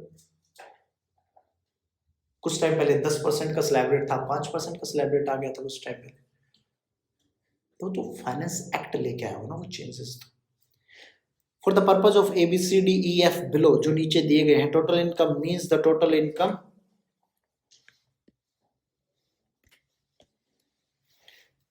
From all sources after all permissible deduction. इस लाइन का मतलब आप कुछ टाइम बाद समझ जाएंगे, डोंट वरी।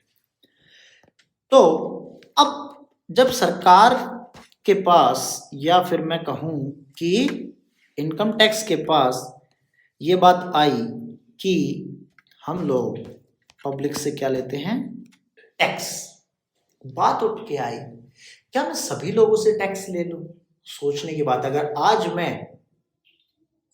इनकम टैक्स बनाने लग जाऊं, मैं कहूं कि जी चलो जी हम इनकम टैक्स बनाते हैं, तो क्या मैं सबके ऊपर टैक्स लगा दूंगा? और क्या ये मेरा सबके ऊपर टैक्स लगाना जायज बनता है? कोई रिक्शे वाले के ऊपर भी टैक्स लगा दूं क्या? जो रेहड़ी वाले हैं, जो सब्जी बेचते हैं, क्या उनके ऊपर भी टैक्स लगा दूं? आपको क्या पता, कोई बंदा दिन के 100 रुपए कमा रहा तो आप उससे भी टैक्स ले लो, फिर तो दिक्कत आ जाएगी, आप कैसे चला पाओगे? तो उन्होंने कहा कि हम एक काम करते हैं, हम करते हैं कि जो बंदा 2.5 लाख रुपए तक कमा रहा है सालाना, उससे टैक्स नहीं लेते। इन्होंने क्राइटेरिया रख दिया कि 2.5 लाख जो पूरे साल में,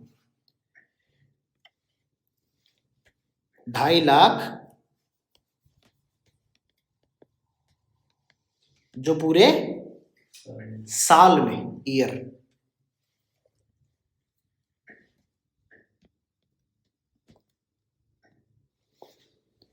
जो पूरे साल में 2.5 लाख कमाएगा उससे टैक्स नहीं लेंगे। उससे ऊपर जो कमाएगा उससे हम टैक्स लेंगे। अब बात आई, कईयों का परिवार बड़ा हो सकता है, 2.5 लाख तो कमा रहा, कईयों का परिवार छोटा था, कईयों का परिवार बहुत बड़ा हो सकता है।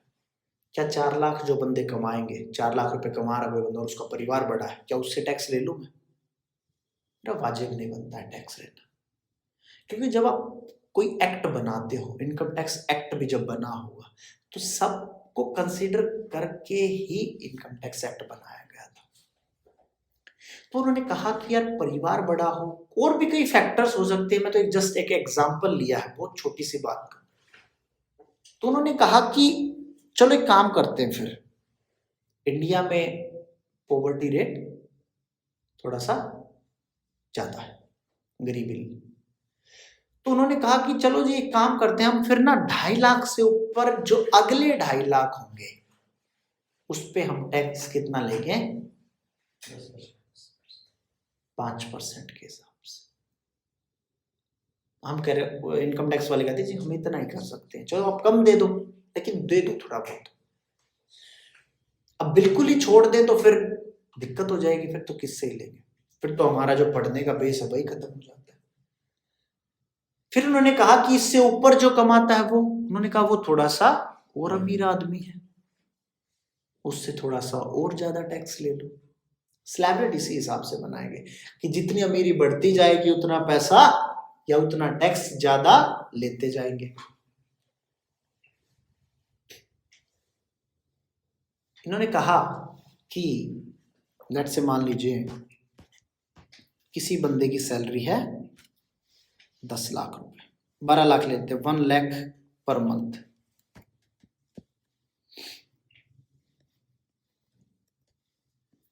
यहां पे इसने शुरुआत की थी और यहां पे इसने खत्म किया, तो यहां इसके हाथ में कितना रुपया है? 12 लाख। अभी सैलरी की बात कर ले, तो हर महीने इसने कितना कमाया? 1-1 लाख रुपया। जब इसका 2.5 लाख हो गया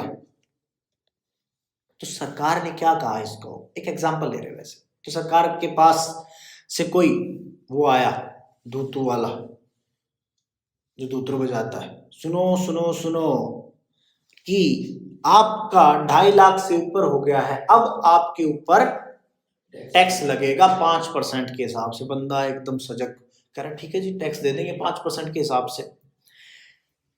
जब इसका 2.5 लाख से बढ़ के 5 लाख पे ये पहुंचा, मतलब 5वें महीने में 1 लाख रुपए पर मंथ कमा रहा है। जब ये 5वें महीने पे खड़ा होगा, अप्रैल मई जून जुलाई अगस्त में जब ये कमा रहा होगा, अगस्त महीने की जैसे ही सैलरी आई इसके अकाउंट में, वो दूतरू बजाने वाला बंदा फिर आ गया, सुनो सुनो सुनो तुम्हारी इनकम 5 लाख हो चुकी है, अब इसके बाद तुम जो भी पैसा कमाओगे उसके ऊपर टैक्स रेट लगेगा 20% के हिसाब से। बंदा घबरा गया, कह रहा है ये तो बढ़ता ही जा रहा है, पहले 5% था कि मैंने 2.5 लाख तक कमाया था, पहले 2.5 लाख पे तो कहा ये आया और कहा ये तुम्हारे ऊपर टैक्स नहीं है, फिर 2.5 लाख पे कमाया तो कहता है इस अगले 2.5 लाख पे 5% है, अब आया 5 लाख पे तो कह रहा है जो अगले 5 लाख तुम कमाओगे उस पर कितना लगेगा? 20% के हिसाब से। जब ये बंदा 10वें महीने में था अपने, अप्रैल मई जून जुलाई अगस्त सितंबर अक्टूबर नवंबर दिसंबर और जनवरी, कितना कमा लिया होगा इसने जनवरी तक? खर्चा अभी तक 0 मान लेते हैं कि इसका कोई पैसा खर्च नहीं हो रहा था, इसके माँ बाप के पास बहुत पैसा था, वहीं से ये खर्चा मिलता था, इसको पॉकेट में नहीं मिलते थे। हाँ 10 लाख रुपए इसने कमा लिया। अब फिर आ गया वो, सुनो सुनो सुनो उसने देख देख कि भाऊ जी हाथ जोड़ रहे, अब क्या लेके आए, जैसे मोदी साहब आए थे ना रात को 8 बजे, सुनो सुनो सुनो आज के बाद कौन से नवंबर में था वो, 8-9 नवंबर 16 नवंबर जो भी था, कि आज के बाद 500 के नोट बंद हो गए। तो इसको भी डर चढ़ गया। अब जब भी मोदी जी आते टीवी पे तो हमें क्या लगता है कि कुछ होने वाला है। तो ऐसे इस बंदे को लगा यार अब क्या ले रहा, सुनो सुनो सुनो, वो कह रहा कितना कमा लिया, कह रहा यार अभी तो 10 लाख ही कमाया है। कह रहा बात सुनो, अब इस 10 लाख के बाद आपके ऊपर टैक्स कितना लगेगा, 30% के हिसाब से। इस बंदे ने कहा माफ करो, ये सारा पैसा मैं आपको ही दे देता हूँ, एक काम करते हैं। फिर सरकार को लगा नहीं यार ये कुछ ज्यादा हो जाएगा, तो उन्होंने कहा कि यहाँ पे रोक देते, अब इससे ऊपर तुम्हारी जो मर्जी हो उतना कमाओ, लेकिन हमें 30% दे देना। 30% लगा दिया, ठीक है। तो पहले 2.5 लाख पे नील, अगले 2.5 लाख पे 5%, टोटल 5 लाख हो गया। इस 5 लाख को थोड़ा साइड रखो। अब अगले 5 लाख पे 20%, और उससे ऊपर मतलब जो 10 लाख टोटल हुआ इससे ऊपर जितना भी लगेगा 30% के हिसाब से टैक्स लेंगे। क्या मेल फीमेल में कुछ डिफरेंशिएट करेंगे क्या? कुछ औरत को अधिकार दें हम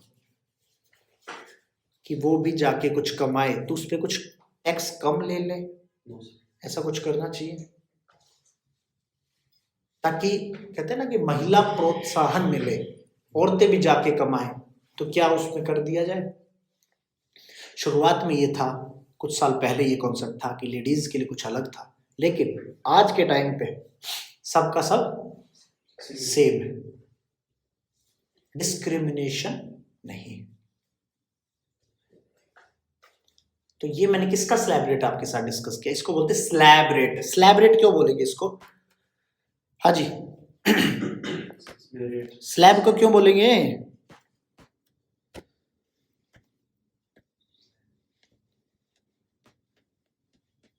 स्लैब मतलब क्या होता है? स्लैब, स्लैब, ठीक है। तो ये क्या चला, स्लैब ही तो चला। ढाई लाख तक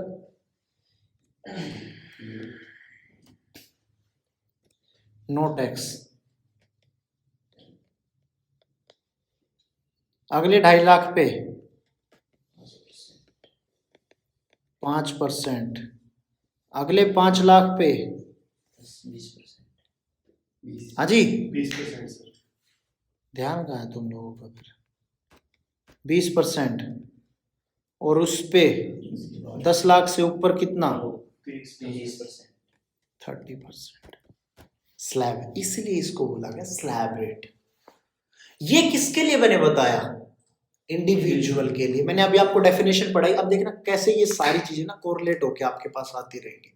अब मैं जैसे ही बोलूंगा एचयूएफ, आपके दिमाग में तुरंत होगा अच्छा एचयूएफ का तो मतलब ये होता है, उसका एक कर्ता होता है, उसकी फैमिलीज होती हैं, वो पार्टीशन को पर्सन से उसको बांट सकते, उसको नहीं बांट सकते, एक अलग एंटिटी होती है, अलग पैन कार्ड आता है एचयूएफ का, अलग से टैक्स रेट जाता है। आप लोग ऐसा समझ जाओगे अब, करेक्ट। पार्टनरशिप फर्म जैसे ही बोलूंगा आप समझ जाओगे पार्टनरशिप फर्म, अच्छा 2 बंदे मिलके जो काम करते हैं, एक रजिस्टर्ड होती है एक अनरजिस्टर्ड होती है। एलएलपी जैसे ही बोलूंगा लिमिटेड लायबिलिटी पार्टनरशिप होती है। अच्छा लिमिटेड लायबिलिटी पार्टनरशिप में एक बार उसको क्लियर कर देता हूँ। लिमिटेड लायबिलिटी पार्टनरशिप का मतलब है कि जो पार्टनरशिप फर्म होती है, दोनों में जो मेन डिफरेंस है वो बता देता हूँ कि इन दोनों में डिफरेंस क्या था। आप लोगों ने किसी ने पूछा नहीं, हमारी ऑडियंस भी ऐसी है, यहाँ पे ज्यादा सवाल दो आप करती नहीं, कहती सर पढ़ाते रहो जो पढ़ा रहे हो, सर्दी बहुत है, जेब से हाथ नहीं निकलते इनके।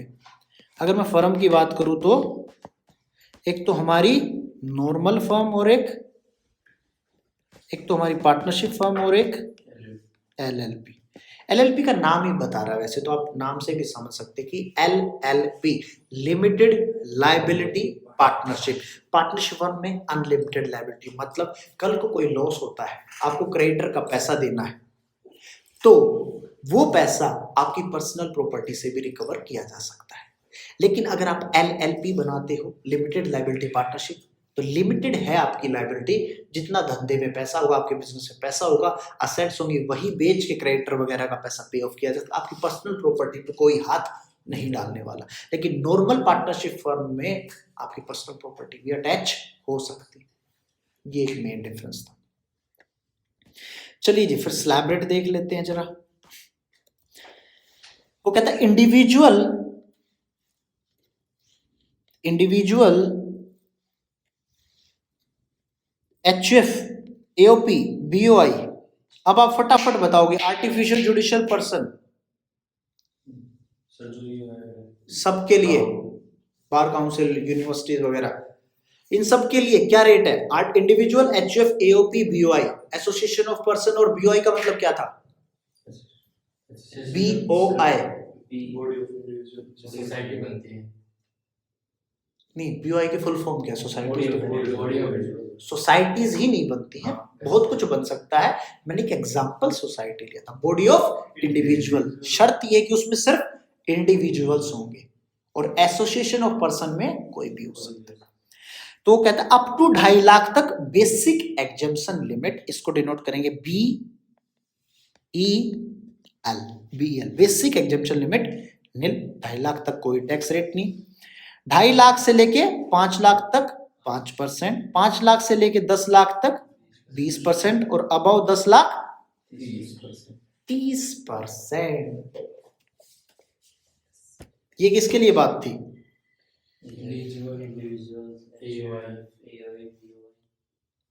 BOI के लिए। अब क्या बात आई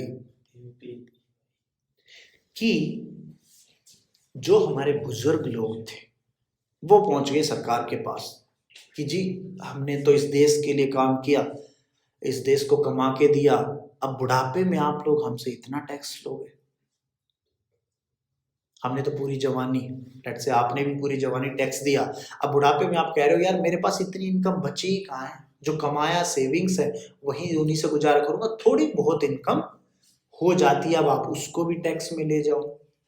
तो इन्होंने कहा चलो जी आप बुजुर्ग लोग हो, सीनियर सिटीजन हो, तो आपको जैसे बस में नहीं होता है ऊपर लिखा रहता है सीनियर सिटीजन के लिए, मेट्रो में भी कई बार आके खड़ा कर दे, खड़े हो जाओगे, चाहे वो जवान बेशक दिख रहा हो लेकिन सिर पे बाल सफेद होने चाहिए उसके।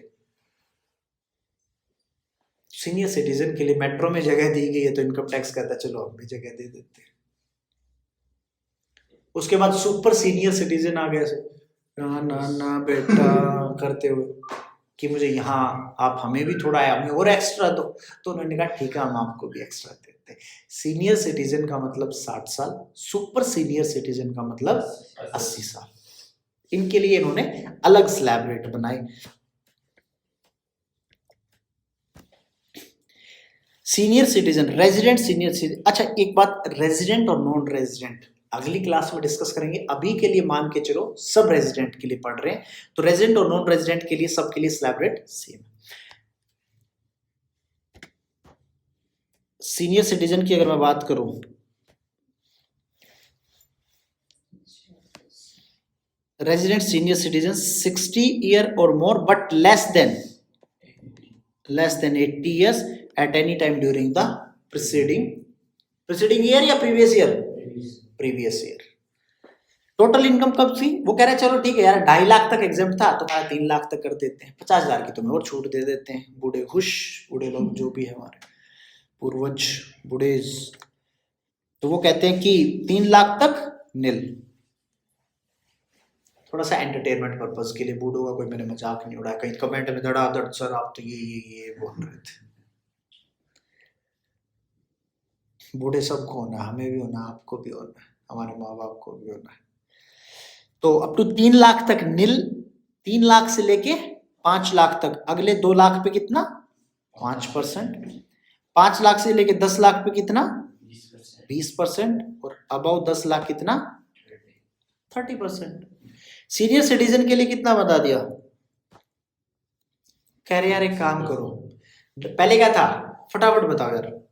बेसिक जो नॉर्मल है जैसे मैं हूं, मेरे लिए कितना है? 2.5 लाख तक छूट है। सीनियर सिटीजन जो 60 साल तक है, 60 साल से ऊपर है या तक है? 60 साल से ऊपर है और 80 साल से कम है, मतलब 60 और 80 के बीच में। उनके लिए क्या बोला कि तुम एक काम करो 3 लाख तक छूट, 3 लाख तक नील, 3 लाख से अगले 2 लाख पे मतलब 5 लाख होने तक कितना दोगे? 5%, फिर वही सेम, उसके बाद सेम था सबके लिए। सुपर सीनियर सिटीजन के लिए एक काम करो यार तुम 5 लाख तक मत दो, 5% 10% वाला तुम्हारे लिए खत्म, लेकिन उसके आगे तुम्हारा सेम वही जो औरों का चलता, मतलब अगले 5 लाख पे तुम्हारा 20%, अप टू 5 लाख तक नील, और 5 लाख से 10 लाख कितना 20%, और अबाउ 10 लाख कितना 30%। फॉर्म आपको पता ही है, एलएलपी आपको पता है, लोकल अथॉरिटी कौन थी, एमसीडीज वगैरह जो थी लोकल अथॉरिटीज थी, उनके ऊपर टैक्स रेट कितना लगेगा, whole income is taxable flat without any BEL, मतलब बेसिक एग्जेम्पशन लिमिट, इसके बिना कितना फ्लैट 30%, जो आया खर्चे हटा के कितना सीधा 30% टैक्स कर देंगे firm, LLP, local authority. Cooperative societies कितना 10,000 तक अगर आपकी कोऑपरेटिव सोसाइटी है, आपका स्टेटस कोऑपरेटिव सोसाइटीज का है, तो 10,000 तक 10%, 10,000 से लेके 20,000 तक 20%, और अबव 20,000 कितना 30%। ये चीजें आपको बाय हार्ट दिल से जैसे शेरो शायरी याद करते हो ना, दिल से याद करनी पड़ेगी आपको।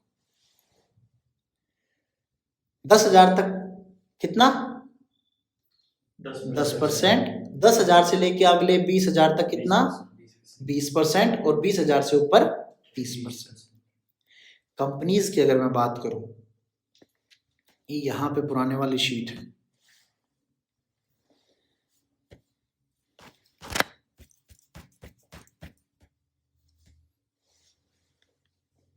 कंपनीज की अगर मैं बात करूं, एलएलपी पे कितना था, एलएलपी और पार्टनरशिप फर्म पे 30%, लेकिन कंपनीज में इन्होंने कहा कि हम आपसे सिर्फ लेंगे कितना 25%, बशर्ते प्रोवाइडेड दैट, आया ना प्रोवाइडेड दैट, प्रोवाइजो है, ये प्रोवाइजो है, क्या कहता है वो कहता है इफ टोटल टर्नओवर या gross receipt during the previous year 20-21, किसके लिए, ये 22-23 के लिए रेट है।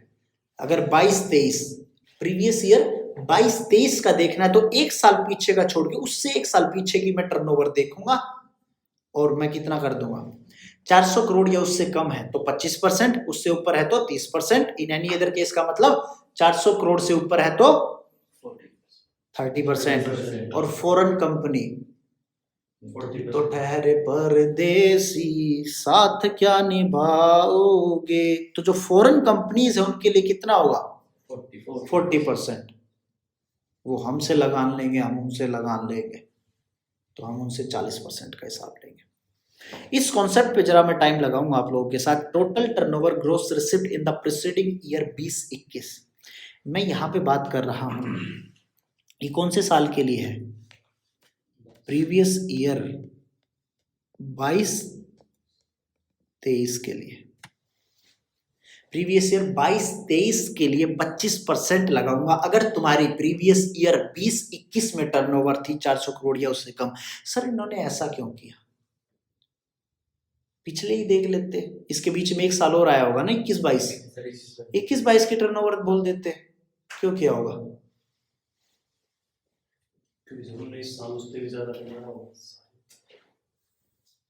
ताकि इसमें छेड़छाड़ ना हो पाए सेल में 400 करोड़ वाली लिमिट पे जाके।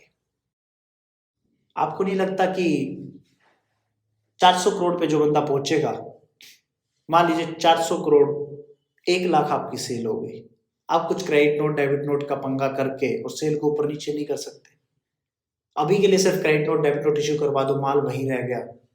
तो इन्होंने कहा जब पिछले साल में तो आप चेंज कर सकते हो तुरंत यार, लेकिन उससे पिछले साल का कैसे चेंज करोगे, आपकी तो बैलेंस शीट जा चुकी होगी उस साल की, सब कुछ हो चुका होगा, अमेंडमेंट के चांसेस आर लेस। उनका 20-21 में 400 करोड़ मतलब एक साल जस्ट छोड़ूंगा, उससे पिछला साल। अगर मैं 21-22 की बात करता तो कौन से साल की देखता, 21-22 की, अगर 19-20 करेक्ट, 19-20 की मैं टर्नओवर देखता, 20-21 छोड़ देता, 21-22 की मैं देख रहा था। तो जो कंपनीज है उस पे कितना लगेगा, फटाफट बताओ यार जल्दी, 25%, ठीक है।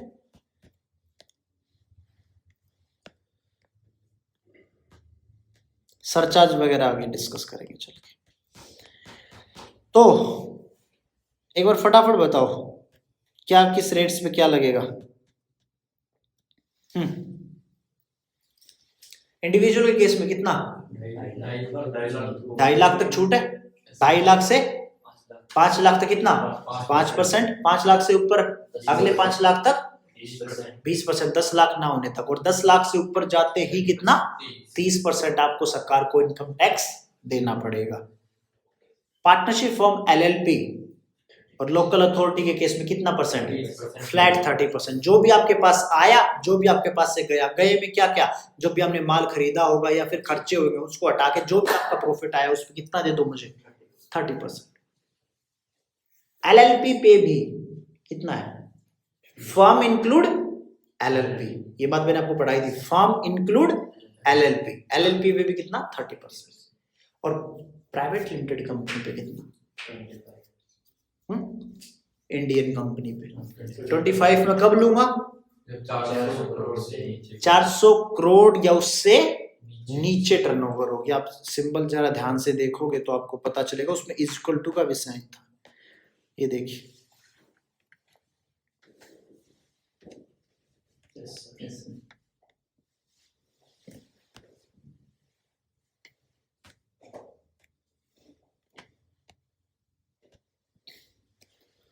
400 करोड़ या उससे नीचे टर्नओवर होगी तो 25% आपसे लिया जाएगा। अगर आपकी 400 करोड़ या उससे, रिलायंस लिमिटेड की सेल है 1000 करोड़ रुपया, पिछले कई सालों से 1000, 1200, 2000 ऐसे आ रहे, कितना टैक्स लगेगा 40%, कितना 30%। 400 करोड़ या उससे नीचे है, एक साल छोड़ के उससे पिछले में, तो 25%। इन ऑल अदर केसेस, मैंने आपको समझाया था यहाँ पे, इन अदर केसेस कितना 30%। इस अदर केस का क्या मतलब है यहाँ पे,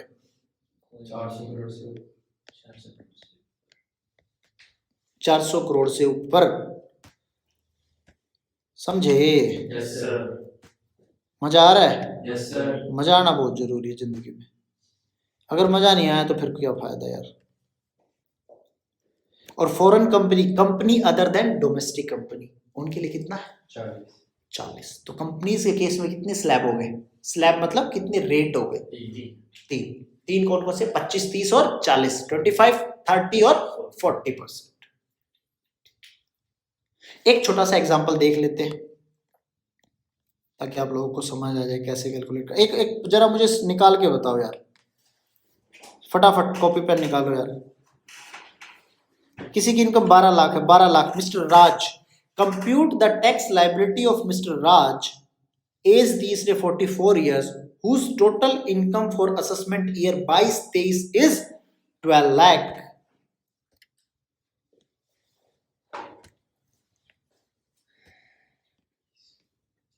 बारह लाख, फटाफट बताओ कितना, किसका रेट सही आया, क्या आया, 12 लाख पे टैक्स निकाल के बताओ।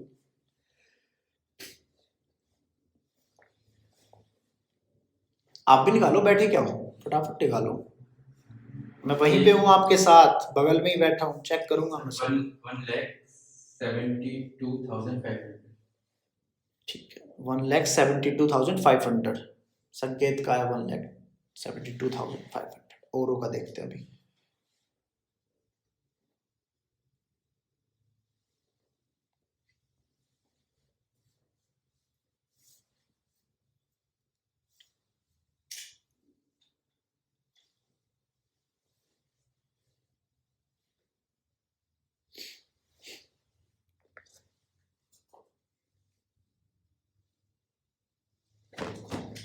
फटाफट निकालो भाई,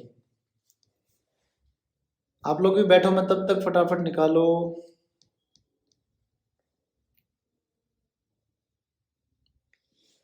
एक 1,72,500 निकाल दिया सर।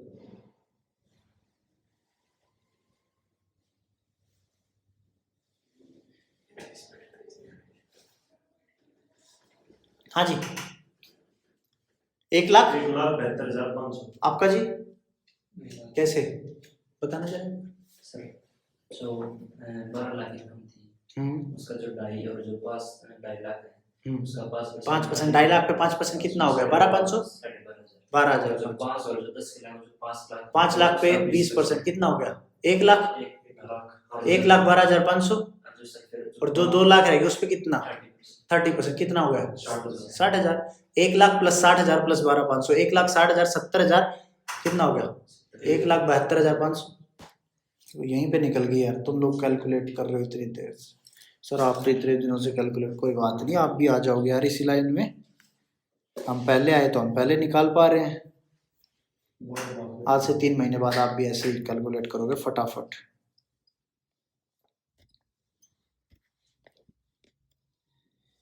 कितना आया? 1,72,500।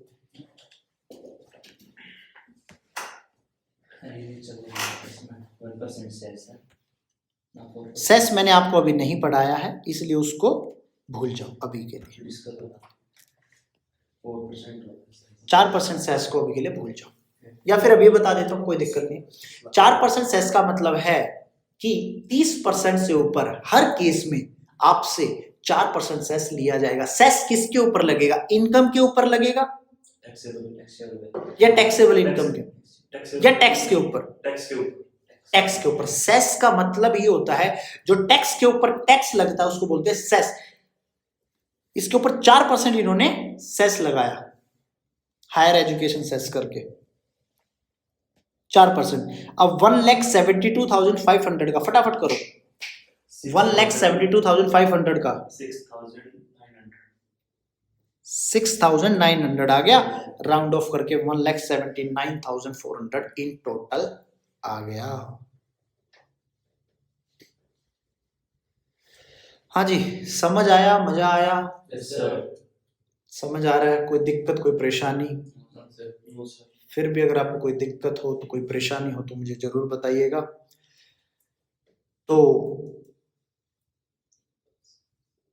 एक शेयर के थ्रू या द्वारा जो आज की क्लास है उसका समापन करते हैं नेक्स्ट क्लास के लिए, कि पहले होती थी बातें ढेर सारी, पहले कभी गए जमाने में होती थी बातें ढेर सारी, अब तो कैसे हो से शुरू होके ठीक हूं पे खत्म हो जाती है। Thank you very much. जय हिंद, टेक केयर।